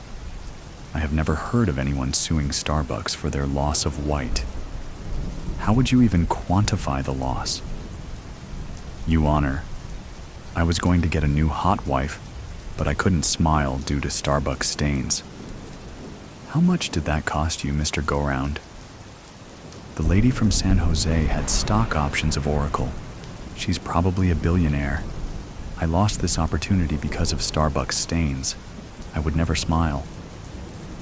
Can you show me your receipts? No, Honor. I paid in cash to avoid needless tipping. How do we know you didn't stain your teeth from Pete's coffee? Pete's roast gives me heartburn. Can you prove this heartburn? Ouch. It was going to be just like the cigarette debacle. If you smoke one Marlboro in your life, you cannot blame Camels for your cancer. Tobacco manufacturers know this and promote community smoking to destroy the single source theory. 7 minutes. In my last 7 minutes of life, before Michelle brought the dog in the Prius, before the socks were delivered, and she had a large aluminum canister of water filled with melatonin to knock me out at the summit. She knows I get sleepy near the summit. Contrary to popular notions, St. Bernards and their cousin dog, the Bernese mountain dog, do not actually have smelling salts in their saliva glands. They cannot lick you to consciousness. They usually have less than a tankard of whiskey around their neck, because the whiskey is meant to fortify the dog in bad weather. Some share, that is true. But mostly the large dog will watch you falling into snoring, as the Michelle commands that he uses his large head to push his former master over the hill. The dog will think it is just a game since his eyes are poor on telescopic visions. He cannot tell if the cliff is a few feet or a few leagues. He will actually get excited to be playing a lazy game where he doesn't have to fetch and get sweaty. My poor dumb dog will be an accomplice to murder. No, if not for my own sake, I must think of California law, how they will eventually kill Caspian because he was a man killer. The law does not care if it was his idea or the woman. He will be taken to the Black Ops section of the SPCA and ethically sent to heaven. They are very moral about these things, and overcrowding is at an all-time high. Please remember to spray and neuter your pet to avoid euthanasia. My body? I need something reflective for the Air Force. She will probably bring me to Fort Ord to hike. They are an inactive Army base. This is why we need the Air Force to gather my remains. 1 minute. What the hell can they see from outer space? I decided to wrap myself in Mylar. I would go out looking like a Chinese spy balloon. Someone would find this story and know. It wasn't the dog's fault after all. I will try to come back to edit this. She just arrived with a Prius. The dog looks hungry. The Horseman. The man on the horse was an odd one. I could tell that even as he angled his quarter horse into my beams like it was his turn in the center ring. An Easterner, which maybe 10 years earlier might have seemed even odder. Little dressier than the average rancher, handled his animal like he knew how, but had learned it someplace else. "Saw you from the rise," the man said. Easterner, all right. Kind of horse-faced fellow with a government haircut and a big nose that reminded me of the Jew families that had passed through the dust and winds in Pop's tourist camp on their way to California. Not that I gave a damn. Pop hadn't given a shit about God after he took Ma in 32, and so he likewise didn't give two shits about anybody's private dealings with the Lord with or without Jesus. No, it was the man's eyes. Big, calm, curious. "Do you need some assistance?" My old Nash 400 was running like a top on 4 threadbare but plump tires, and the trunk was flung open with the jack still clamped into place. And then there was the Indian blanket I'd got in trade for some janitor work at the last gas before the next last gas on the way to my pot of gold that had turned into a cesspool about 2 hours ago. Oh, and the shovel lying next to the blanket rolled tight like a Tulsa oil man's stogie on the dirt under the lip of the trunk. Even without Jesus putting his 2 cents in, it wasn't the way I'd been raised. But like I said, it was the eyes, unblinking even in my headlamps, and that slow smile he gave me as I pulled Pop's old Colt out of my belt and made him a third eye. like I'd done him the biggest favor in the world. I'd settled in Espanola a couple years after the Depression ended, though, or maybe cause I'd helped the town undertaker put a number of such folks under the shifting Oklahoma topsoil for a few pennies a body, I'd sought out someplace a little more off the path of men, desperate or stupidly hopeful enough to drag their wives and young ones through the valley of death to a pot of gold that didn't exist. But everything shrinks as we grow, my pop once said, and it wasn't too long until they started to trickle south off the California Trail into the desert. College types, engineers, they said, Easterners, Jews, I heard, and more than a few foreigners who weren't fooling anybody with names like Henry Farmer and Nicholas Baker. Now, I'd never been out of Oklahoma before Pop's lungs finally gave out, and I dug one last grave this time for free, and I'd sure as shootin' never met any Germans. As at the time we had an axe to grind with Mr. Hitler, I was a sight more than nervous about the funny voices with the funny names sidling up beside me at the local watering hole on a Saturday night. Didn't help that the government had bought out the ranch school and put me out of the first steady work I'd had since sorting the dead from Pop's barely paying guests. The school and its high-flown Eastern teachers and rich folks' kids playing cowboy seemed a bit silly to me, but groundskeeper's pay was decent, and the Ponzes treated me right. Felt no desire to stick around afterwards, even with the new jobs the government and their engineers were bringing to the area. What the Easterners and foreigners specifically were doing may have been the best-kept secret in the Southwest, but the tighter you keep the lid on the pot, the bigger the mess when things boil over. All anybody could guess was it had to something to do with that aforementioned scrap with Der Fuhrer, but folks got rattled with the army and the federal suits, cleverly watching every move the locals made. Bad enough, they were keeping Nazi prisoners and Japanese folks from California on ice down south at Fort Stanton. Seemed passing strange we weren't rounding up Germans and Italians who could blend right in at any military base or shipyard, but my 2 cents wasn't going to buy me anything but trouble, especially these days. The Denver and Rio Grande Western had ripped out the Chile line and pulled the tracks from Espanola in '42, but the town was hanging on between the nearby farms and the new government jobs 10 miles to the west. I was a handy sort with nowhere really to go, so I hung on too, in what passed for the middle of nowhere. If you want to make God laugh, tell him your plans.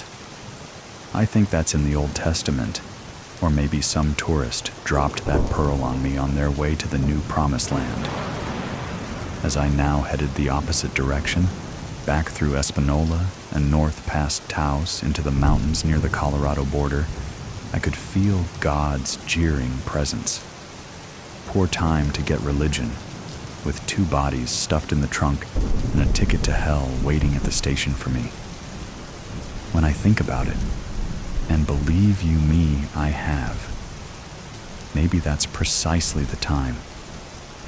I put them deep in the Carson forest. It was a skill I thought I'd put behind me. But even the dead can surprise you.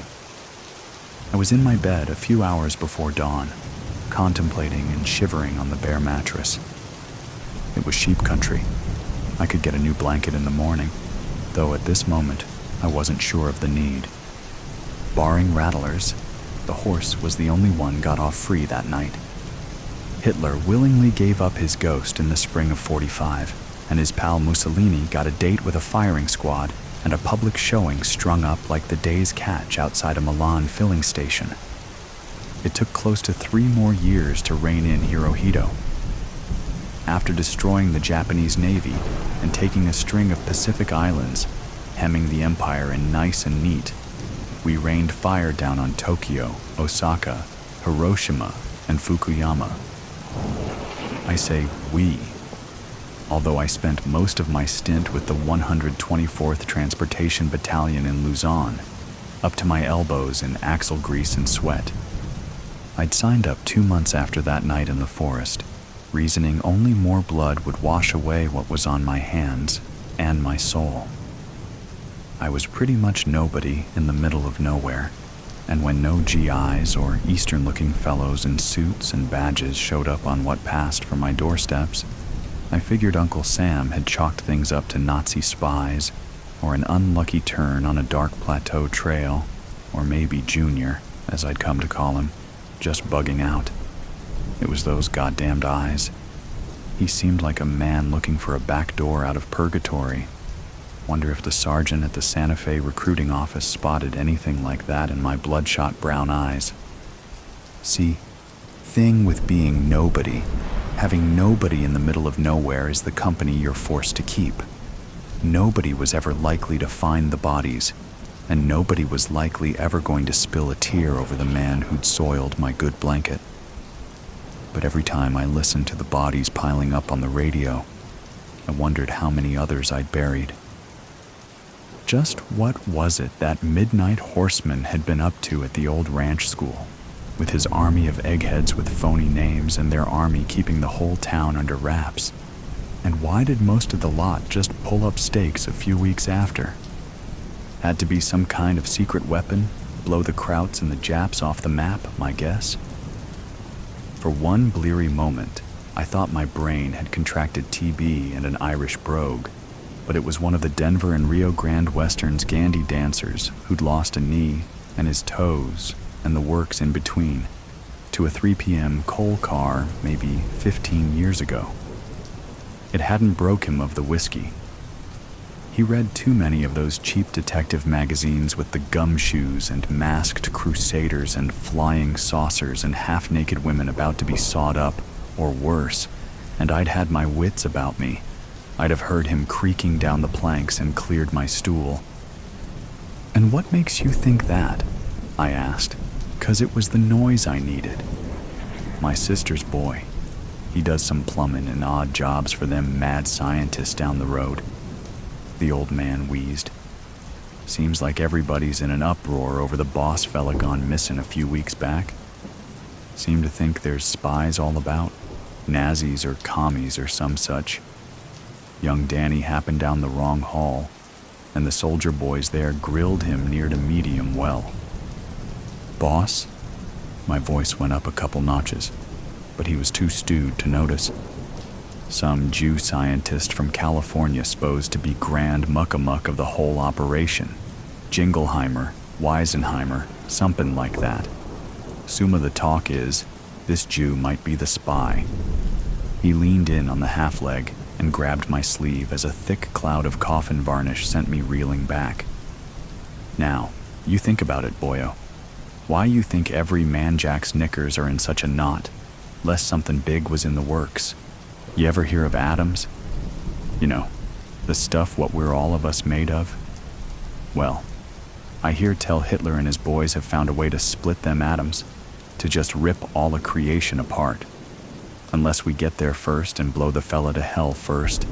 Little wonder them Nazis would want to rub out Dr. Jingleheimer." He then toppled from his stool. I caught him halfway to the floor, jostled him back into place, and made for the door. Crisp desert night outside, the moon too close and stars scattered across the black, nothing like atoms torn asunder. I jumped in the Nash, somehow made it alive back to my shack, and packed for my penance. Recently leaked revelations allege the U.S. Defense and State Departments largely falsified published reports that Nazi Germany and Russia were on the verge of harnessing atomic fission as a potential weapon against America and its European allies, purportedly to spur Allied physicists to escalate development of such an atomic bomb to bring about a speedier surrender by Hitler's forces. That effort, referred to as the Manhattan Project, was conducted under a nearly impenetrable cloak of military security on the site of a former boys' academy near Los Alamos, under the auspices of preeminent theoretical physician J. Robert Oppenheimer. Without revealing the nature of his work, Oppenheimer's mysterious disappearance late one night in 1944 sparked a massive manhunt and rumors the eccentric scientist had collaborated either with the Germans or the Russians, given his wife and brother's ties to the American Communist Party. The case remains open to this day, and the Manhattan Project ended shortly after Adolf Hitler's suicide and the effective fall of his Nazi regime. Amid the loss of one of its most brilliant minds and fears of further security breaches, the remaining physicists of Los Alamos declared the project a failure. Or so we thought. I talked this week with Isidore Isaac Rabi and David L. Hill, former Manhattan Project researcher. In a 60 Minutes exclusive, Rabi and Hill reveal for the first time that they and other project scientists concerned about the long-range implications of atomic warfare conspired to conceal their findings from the military. Rabi, Dr.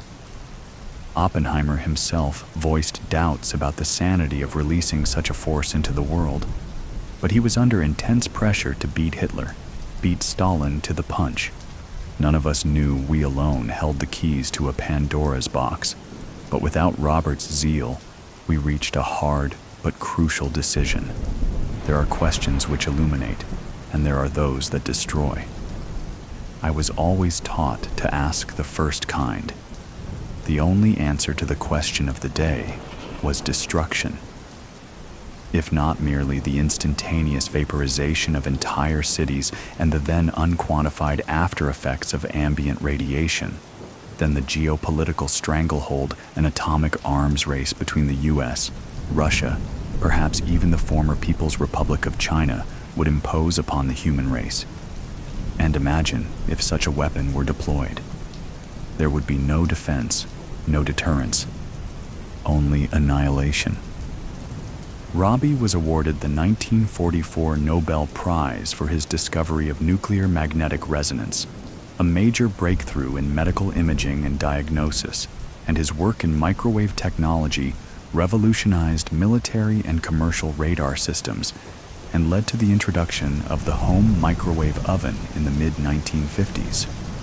Meanwhile, following the dissolution of the Manhattan Project, project team member David Hill headed up the Federation of American Scientists, later to become the Global Federation of Responsible Scientists, with the overthrow of Joseph Stalin and subsequent collapse of communism across Russia, Eastern Europe, and Northern China. Under Hill's leadership, the Federation worked with the U.S. Atomic Energy Commission and other international agencies to design virtually fail-safe atomic reactors, which have all but replaced coal-fired power facilities and have been credited with greatly reducing air pollution around the planet. We reached Dr. Hill at his Santa Fe home. Hill continues to defend Oppenheimer's patriotism and loyalty, as he has since President Truman branded the missing physicist a traitor in league with communist factions. Hill. The consensus was that the specter of atomic warfare and destruction would come to eclipse any prospect of science in the public interest. We've harnessed the power of the atom to save lives and provide clean, safe energy. I posit we'd never have put men and women on Mars, nor developed a seamless worldwide web of satellite communications and technology had we created a world occupied solely with averting global apocalypse. Wallace. Not everyone concurs with your assessment. Retired Major General Boris Posh, who headed up the investigation into Oppenheimer's disappearance in 1944, argues you and your colleagues withheld vital scientific information that might have ended the war 4 to 5 years earlier, saving, in his words, countless American and civilian Japanese lives. And to this day, Posh believes Oppenheimer was complicit either in your deception or acts of espionage. He's pushing the Justice Department to bring formal charges against what he called the Manhattan conspirators. Your response? Hill. Mr. Wallace, I'd invite you to imagine a football stadium filled to the rafters with all those American, British, Australian, Russian, Japanese casualties. Then imagine dropping a bomb that would wipe out an area 5, 10, 100 miles around that stadium. Then look ahead at the radioactive wastes that would linger in the air above that area for months, possibly years, that might carry across 100, possibly thousands of miles. Multiply that by as many bombs as it might take to prove we mean business. As for Dr. Oppenheimer, you have to understand the exhaustion and stress we were all under. Robert's way of dealing with that pressure, his doubts about the work and its consequences, was to ride the mountain trails around Los Alamos, through the Sangre de Cristo and the Jemez mountain ranges. He loved New Mexico, and he loved his horses.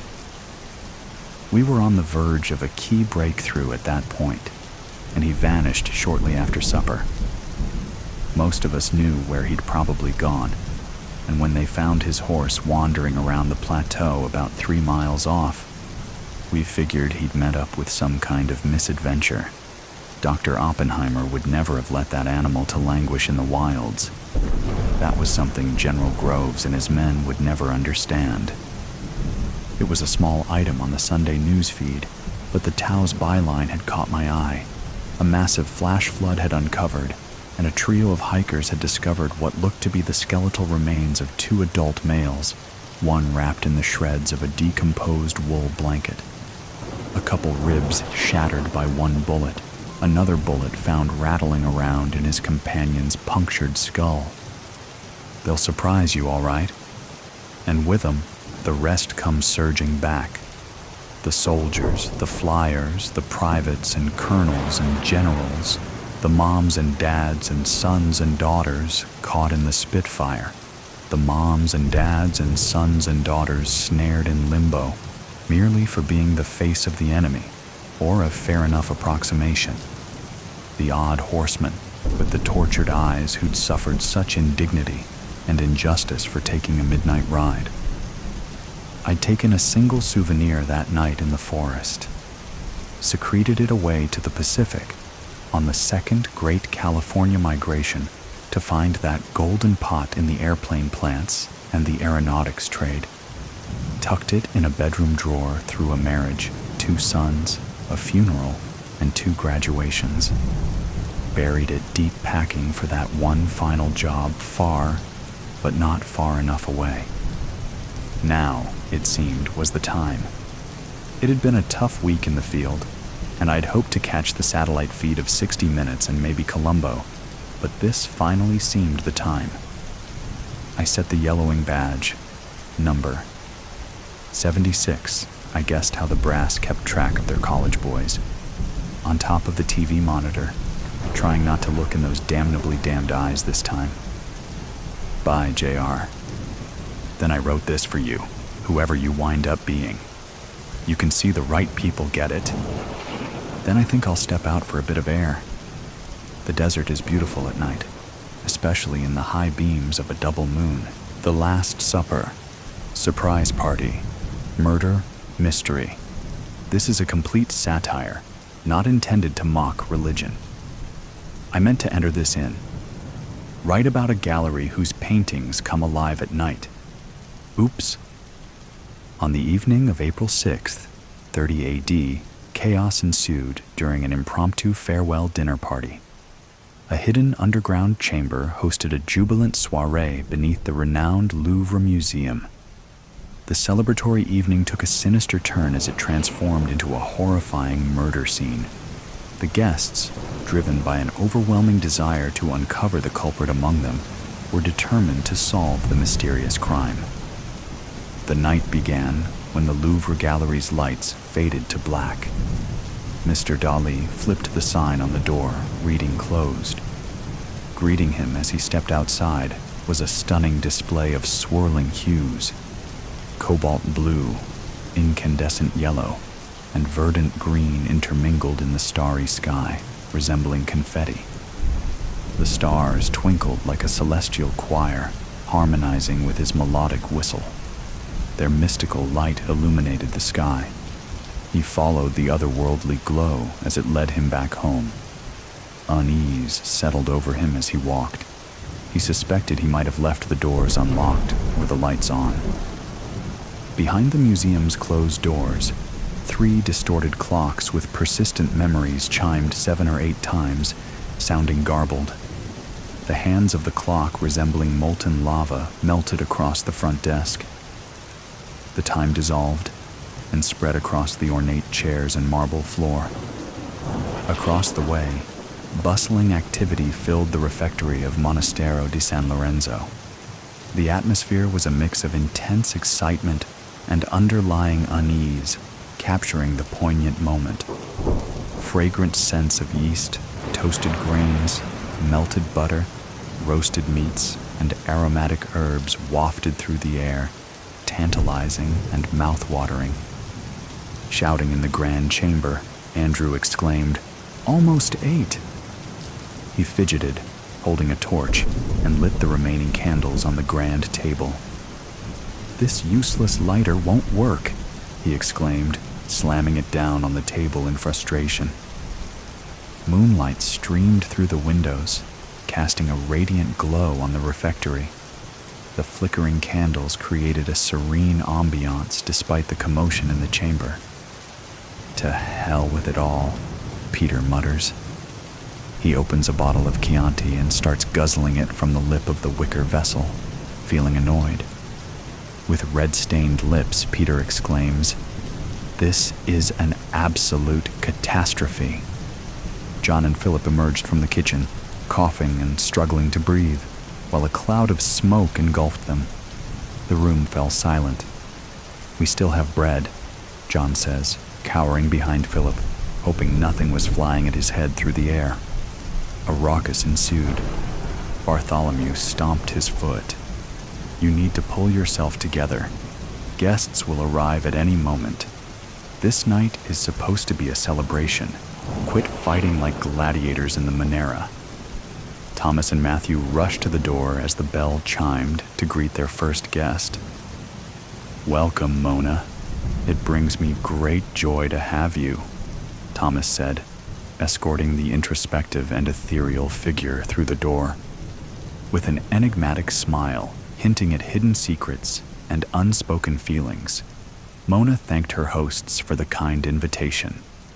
After Mona, guests flooded through the door. Peter appreciated the guests' punctuality because the guest of honor was due to appear soon.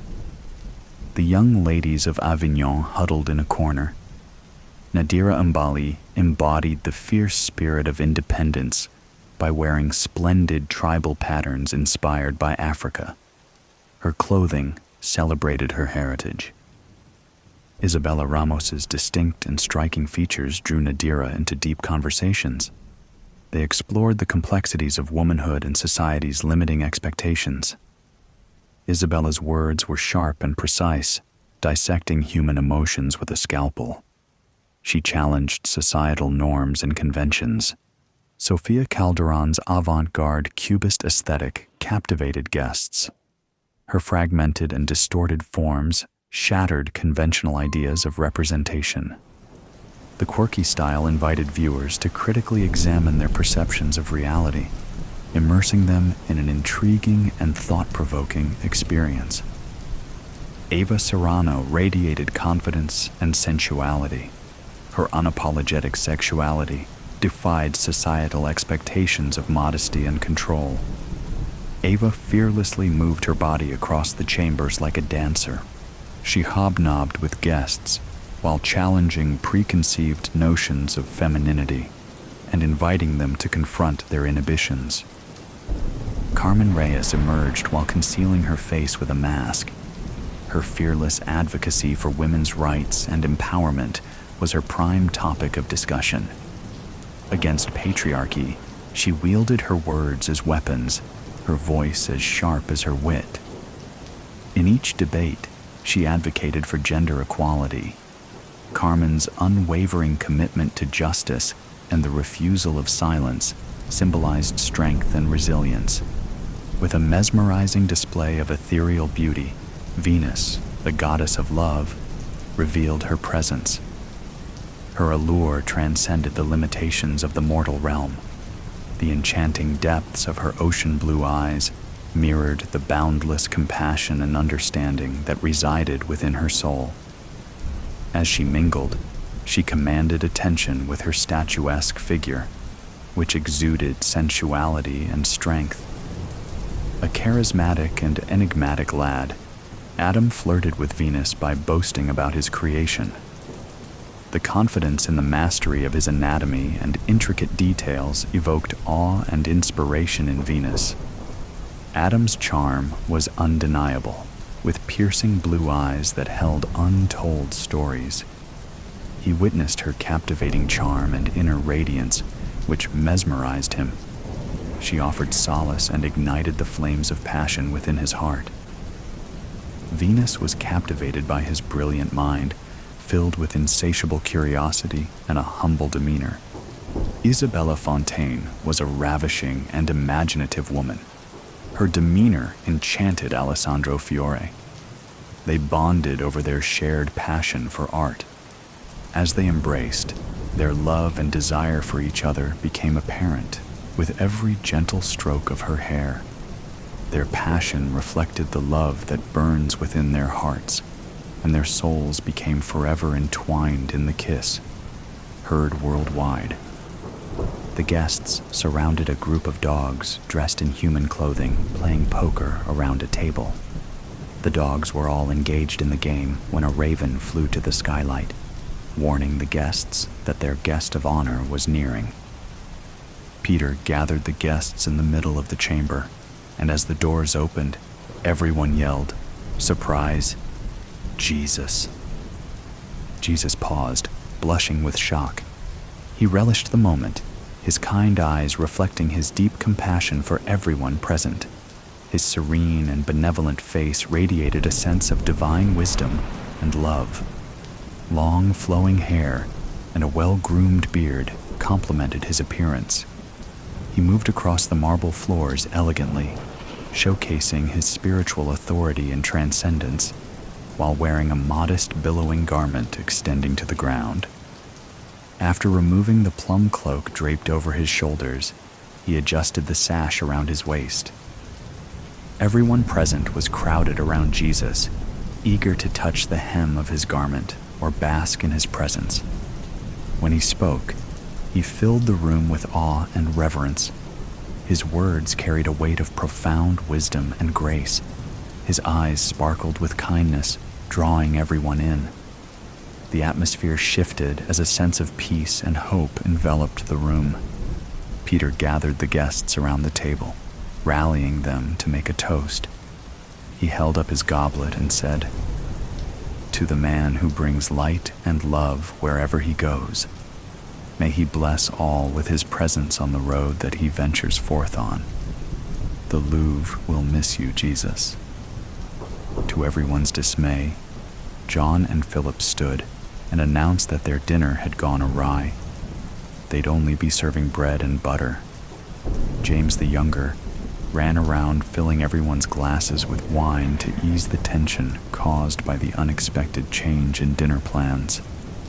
Eliza Hawthorne stood out among the guests with serene strength and unwavering determination. Her piercing eyes, reminiscent of the golden hues of an autumn sky, mirrored her inner fortitude. Her hair, arranged in a bun, complemented her firm lips. They exuded an air of stoicism and resolve that belied her delicate features. In his convictions, Henry stayed steadfast with a few words. He gazed at the crowd with eyes resembling the roots of an ancient oak tree that shaded their farmhouse. He silently stood beside Eliza as she extended her invitation with effortless grace.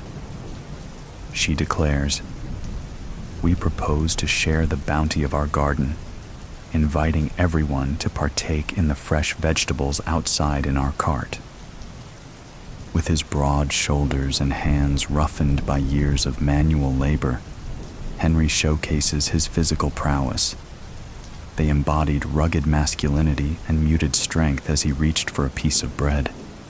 Eliza's hands, calloused from years of hard work on the family farm, coaxing life from the fertile soil, handed him the warm butter. Laughter and chatter filled the room. Everyone enjoyed the simple meal and each other's company. Wine flowed with the harmonious chatter, celebrating Jesus. Amelia Munch interrupted the chatter by wailing a piercing scream, which reverberated through the refectory like shattering glass. Fear and existential angst etched anxiety across her porcelain skin. Her haunting beauty and piercing green eyes conveyed a profound sense of terror. Everyone gathered around curiously to see a nude woman lying on a couch covered in blood. Judas Iscariot declares that someone among them is the menaced assassin. The group exchanges nervous glances, unsure of whom to trust. Suspicions grow, causing the once warm and inviting atmosphere to turn cold and tense. Iscariot's accusation lingers, casting a shadow over the joyous gathering. With unwavering resolve and dignity, Margaret Whittaker started whistling an eerie tune as she rocked in her chair. Despite facing hardships, she exuded tranquility and grace. Her silver hair was pulled back tight in a bun, and her hands were folded in her lap. Though tired and worn from years of worry, Margaret's eyes sparkled with muted intelligence, as if she knew something. Her calm demeanor drew others to her, commanding their attention. As the evening wore on, whispers of suspicion and curiosity circulated among the guests. Margaret's enigmatic presence had drawn them all in, and unease settled over the room as they awaited her next move. Amelia Monk wailed a piercing scream out of nowhere again. The scream reverberated through the refectory like shattering glass. Fear etched her porcelain skin with anxiety and existential angst. Her haunting beauty and piercing green eyes again convey a profound sense of terror. With a sense of exacerbation, Mona Lisa wonders, what is it now? Her face changes, adorned with a tapestry of emotions that flows with each fleeting moment, captivating all who dared to bask in her presence. Mona Lisa possesses the uncanny ability to cloak her thoughts and feelings in an aura of mystery. Intrigued, all the guests surround her. "The girl with the pearl earring only wears one," stuttered Emila Munch. "Behold, it is right there," she said, pointing to the lifeless woman. Underneath her body, a pearl sparkled, unraveling a clue. Munch's discovery challenged the guests to confront their wildest fears. Amelia epitomized the situation with anxiety and the human condition. She reminded everyone of their shared vulnerabilities in the situation. The need for camaraderie and understanding in this tragic moment was undeniable, urging immediate action. The girl with the pearl earring reached up to cover her bare ear. Her delft was sublime and mysterious. The girl's modest, dark-colored gown and her long chestnut hair exuded strength and resilience. But her piercing blue eyes divulged her guilt, unveiling her hidden desire and rebellion against societal expectations. "Show us your matching earrings," said the bulldog, wearing a top hat and a monocle. A terrier in a tuxedo, a dachshund in a sweater vest, and a golden retriever in a baseball cap chimed in. "Where is your missing trinket, yeah?" They quipped and resumed the game of poker to bet on whodunit. Admitting her guilt, Amelia, the intelligent and keen girl with the opal accessory, takes responsibility. She knew escaping this blunder would be impossible. Her eyes reflect the depth of her inner turmoil and dreams. "Envy clouded my vision, distorting my perception of reality," she cried. At a nearby diner, a police officer was consoling a young boy who had run away from home. Out of nowhere, his walkie-talkie crackled to life, notifying him of a homicide in progress. The officer rushed to the scene, apprehending the girl with the missing pearl earring believed to be involved in the murder. The situation's urgency demanded swift action, and the officer quickly secured the suspect. Jesus blessed her as she repented of her sins and was hauled off to Artemisia Gentileschi prison for high-risk female offenders in Surrey. His compassion grew as he saw the remorse in her eyes, knowing she was just a victim of circumstances. As she left in handcuffs, he committed to visiting her and helping her turn her life around. Amelia looked back at the kind-hearted man, with tears streaming down her face, grateful for his compassion during her darkest moment. She vowed to make amends for her past mistakes and to strive for a better future. With a determined spirit, Jesus watched the girl with the pearl earring disappear out the door, vowing to guide her toward redemption. The scene touched the police officer's heart, sparking a glimmer of hope in his chest. Perhaps the girl's story will have a different ending with the Savior by her side. A sense of unease lingered in Mr. Dolly's mind as he rattled his keys in the museum's front door. He meticulously inspected the premises, ensuring every door was locked and the lights were extinguished. When the last switch flipped, a surprise gasp reverberated through the room. The startled guests scampered, their footsteps echoing in the deserted halls, the thumping. The museum's intercom crackled on with train station static. "Hello, Norville Museum." I ducked at the sound, trying to escape it, cracking my eardrums. He spoke fast, like a sports announcer, at the most critical part of the game. "Welcome to your nightly broadcast from your favorite night guard. As always, we must get the boring things out of the way before we have some fun." His voice trailed up and down with the meter of a radio host. It was well practiced. "If there is any other human in this fine establishment other than your Steve and Linda, remember, you are stuffed. If there is anyone else here, you will be arrested, and you could be charged with robbery as you are on the premises 30 minutes after closing." He sounded way too excited for his long night shift. "So, if there are any other living souls in this building, we get to start my favorite game. Hide and go, speak. I'll count to 30, and then the game starts. Have fun." I could hear the big generators for each light system shutting off, their cranks getting closer each time until the painting in front of me darkened. As my eyes adjusted to the dim light of the exit sign, his words started to set in my head. "You will be arrested." I couldn't be arrested, not again, and especially not with robbery charges.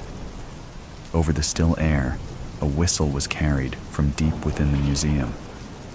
It tickled my ears with its swinging tune. With the lightest footsteps I could make, I reached the exit sign. Touching the cold metal made my hair stand on end as I gently pressed on the long bar until a loud click crashed through the room like a cymbal. The whistling stopped, and the silence became much louder. I looked around frantically, removing some of my precious light as my hair whipped around my face. If I was caught, I would have to look into my mother's eyes as she said, "I wouldn't be surprised if she did this, Judge." I couldn't hear that again. My eyes caught a big pot in the middle of the room. It was decorated with strips and little dancing people moving across the two-dimensional plane. As carefully as possible, I opened the lid and slipped my first leg into it. My footsteps sounded like a gong as I put my second in and slipped my body past the hole into the pot.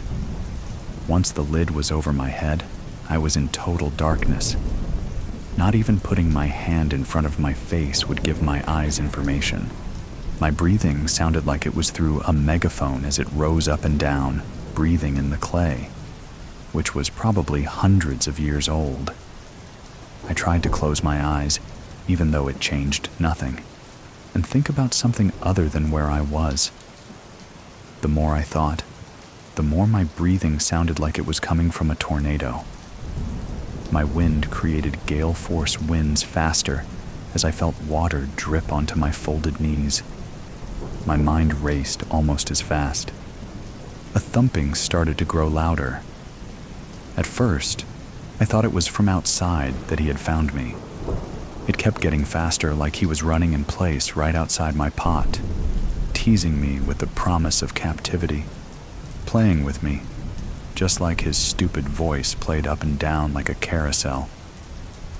I put a hand over my mouth to quiet my breath. Thump, thump, thump, thump, thump, thump. Over and over, like an incessant heartbeat, his feet went up and down and up and down. For minutes, his feet went on, just right outside my pot. The drips on my knees were getting bigger and more frequent, adding another sound to my existence. At any moment, he could just open the lid and get this all over with, but he was choosing to mess with me. Thump drip, thump drip. Over and over, faster and faster. I couldn't control my breath, and what did it matter if he was going to torment me? He knew I was there. All he had to do was open the lid and let the red light in. Let it flood in and wash over my face like a river, rinse away the guilt for just a brief moment. Instead, he chose to mess with me. He chose to step and step just outside my reach. I could barely control myself. I started to rock back and forth, and with me, the pot. Thump, drip, clang. Thump, drip, clang. I couldn't do it again. I didn't want to do it again.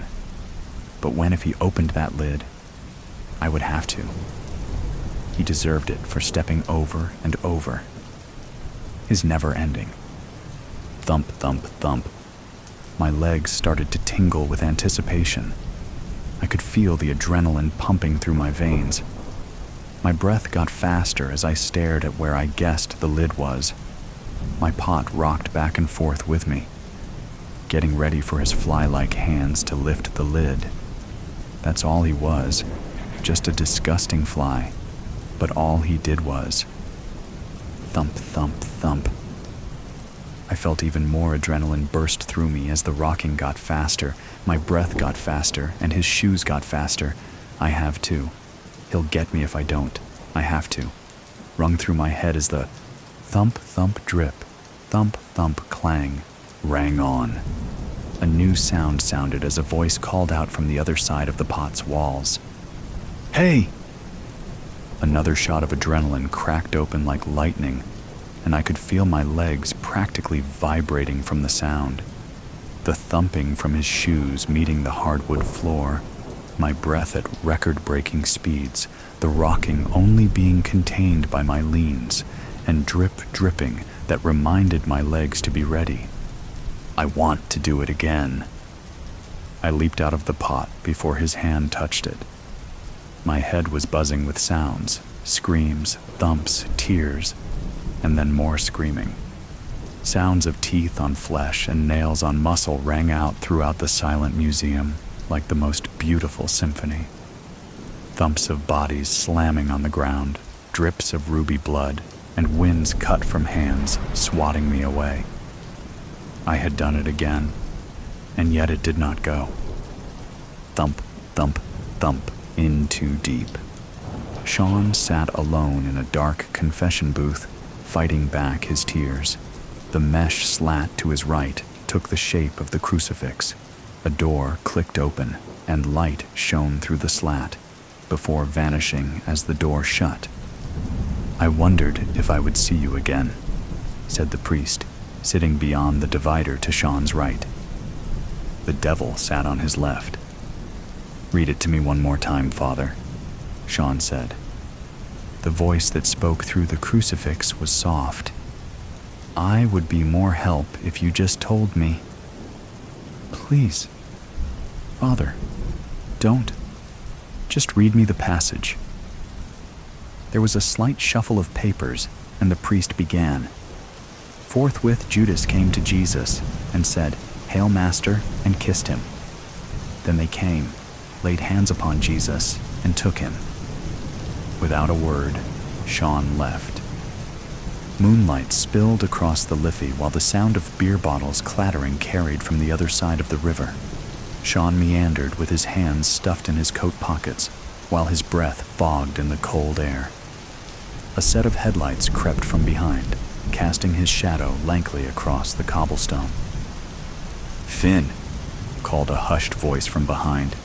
"Finn, where the heck have you been? I've been looking all over for you." Sean tensed, not wanting that name to follow him. Not tonight. He turned and held up a gloved hand, blocking the car's light. All he could see was the shadow hanging out of the driver's window, but he recognized the voice. It was his handler. "Christy?" Feck's sakes. Christy stepped out of the car and closed the door, the sound loud in the quiet street. He paced over to Sean and they walked together. Sean sighed. "I'm sorry, I had to..." "See the fecking priest again?" Christy touched Sean's shoulder and continued. "Finn, it'll be all right, lad. We're almost there. 5 years of hard work and it's all about to pay off." He released a large breath. The vapor rose and faded. "Feels longer." "Aye." Sean knew the question was coming and wondered whether Christy genuinely cared about his visit to the priest, or if he was simply trying to maintain a sense of familiarity. 5 years, and Christy was the only one from the outside Sean was allowed to contact. He'd requested a therapist, and Christy had come back a month later with the response, "Can't, lad. Too risky. Anything you need to get off your chest, you tell me." How could he tell Christy he wanted out of the gig? After 5 years of being deep undercover within the largest criminal gang in Ireland, how could he share his doubts now? "So," began Christy, "the question, the reason he was here, incoming, have they told you who you're going to whack?" Sean walked over to the river's railing and placed his hands upon it. "Neil," he muttered. "What?" "No," he said. "Don't be so hard on yourself. The guard's never going to let one of their own commit murder, not even to off some degenerate." Sean nodded.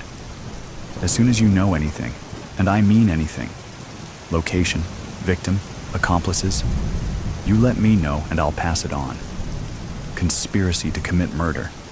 That's all we need. Besides, I shan't be hard to find. I'm stuck chauffeuring around the old Bell and Michiel. God knows I want to put that cranky so-and-so in cuffs myself. All right?" Sean nodded again.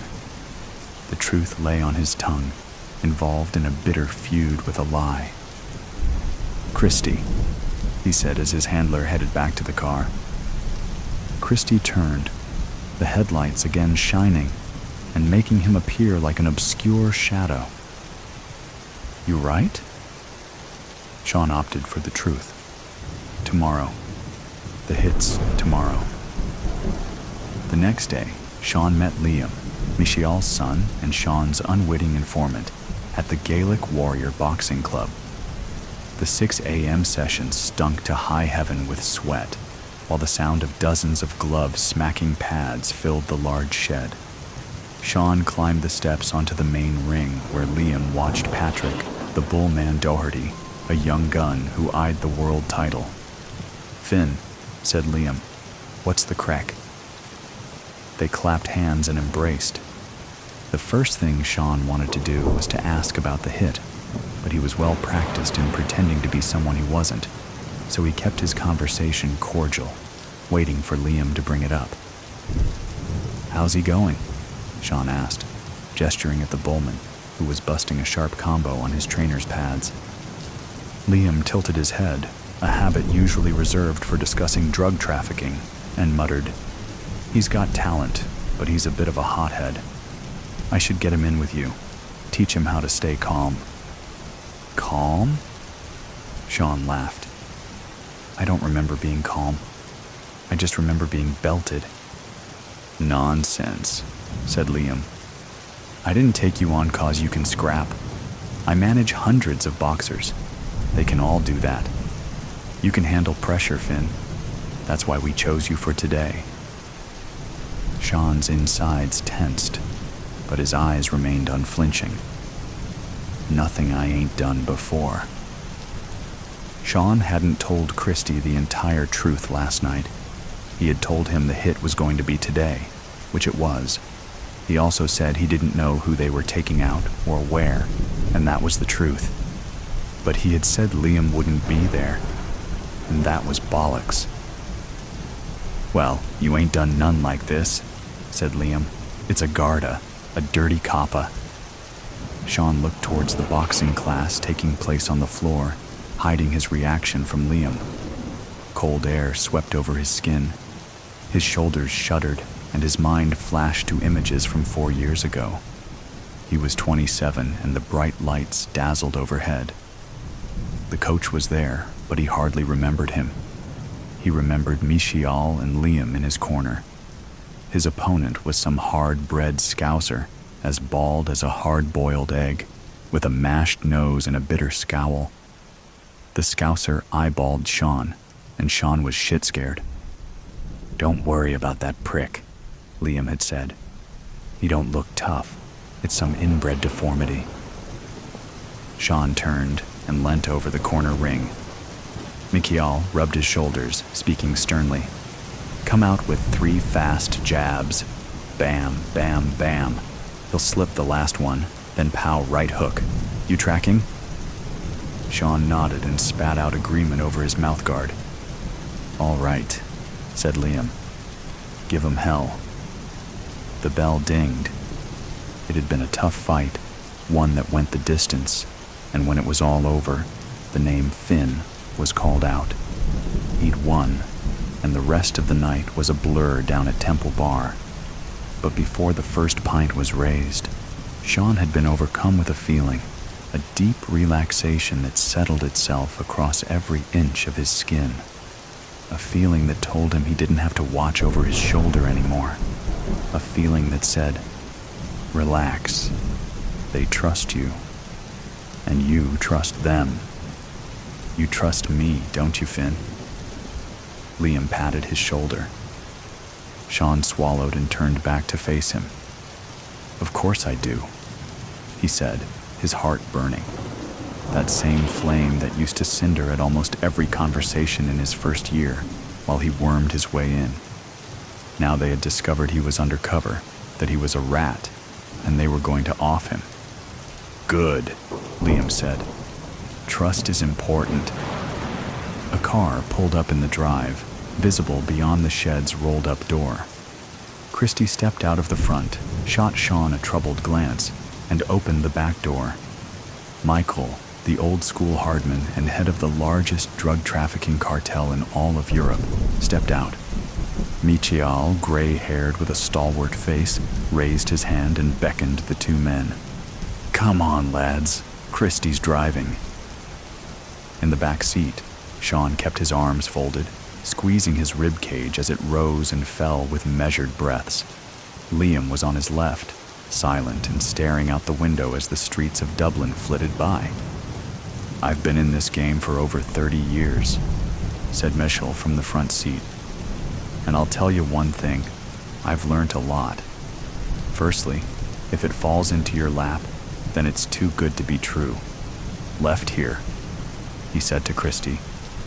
Christy flicked the indicator. "If you tell me the location, I can just punch it into maps." "No," said Michial. "Where we're going, I don't want the phone to remember." Christy's eyes burrowed into Sean through the rear-view mirror. Michial's gnarled finger appeared in the space between the 2 front seats, and he continued. "Second thing relates to the first. Be careful who you let in.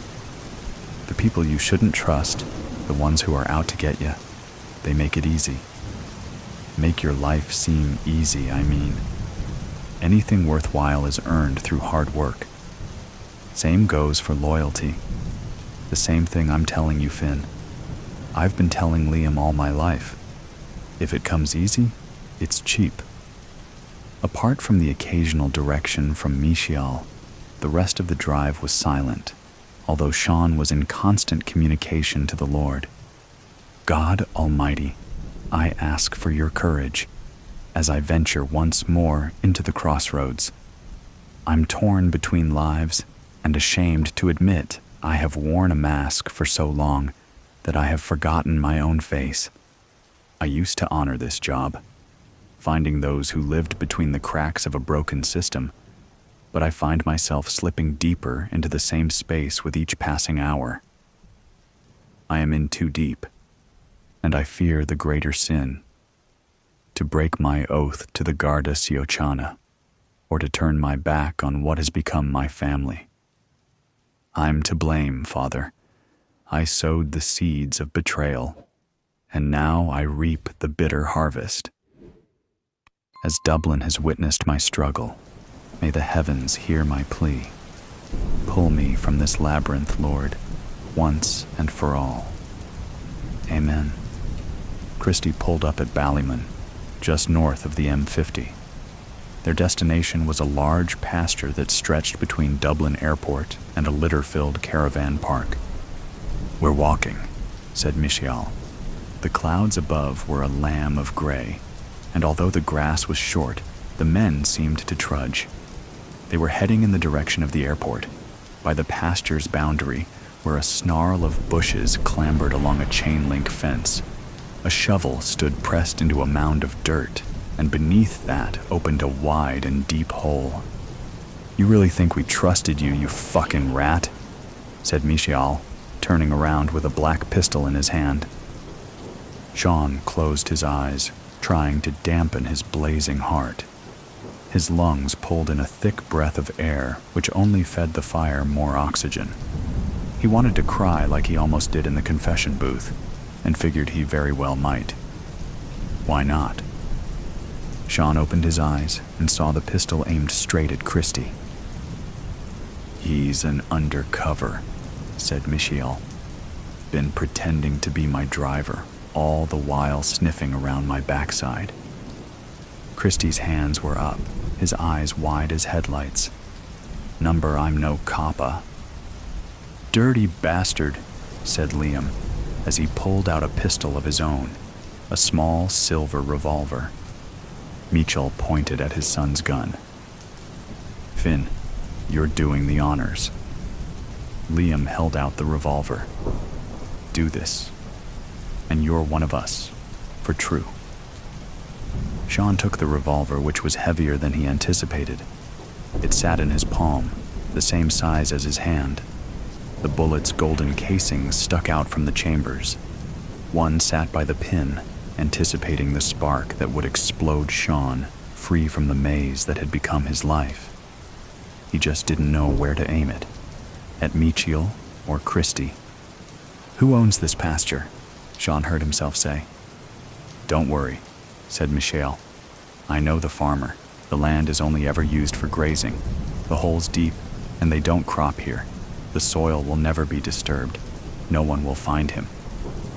Sean took a moment, hearing the screech of a plane's engine as it readied for takeoff. Then he aimed the gun at Christie. On your knees. Christie took a step back. You can't be serious. God damn it, get on your knees. Christie began to bend. Turn around, said Sean, not wanting to see his face. Turn around and get on your knees. Christie's eyes were darting around as if trying to find some sense in the world. He turned and got on his knees. Please, he began. Please, please, please, Jesus Christ. Please, God, please. Sean stepped behind Christie and held the gun to his head. Off in the distance, a plane began its long ascent into the clouds above. Please, mumbled Christie. Sean, please. Sean leant down, kissed Christie on the cheek, and whispered in his ear, My name is Finn.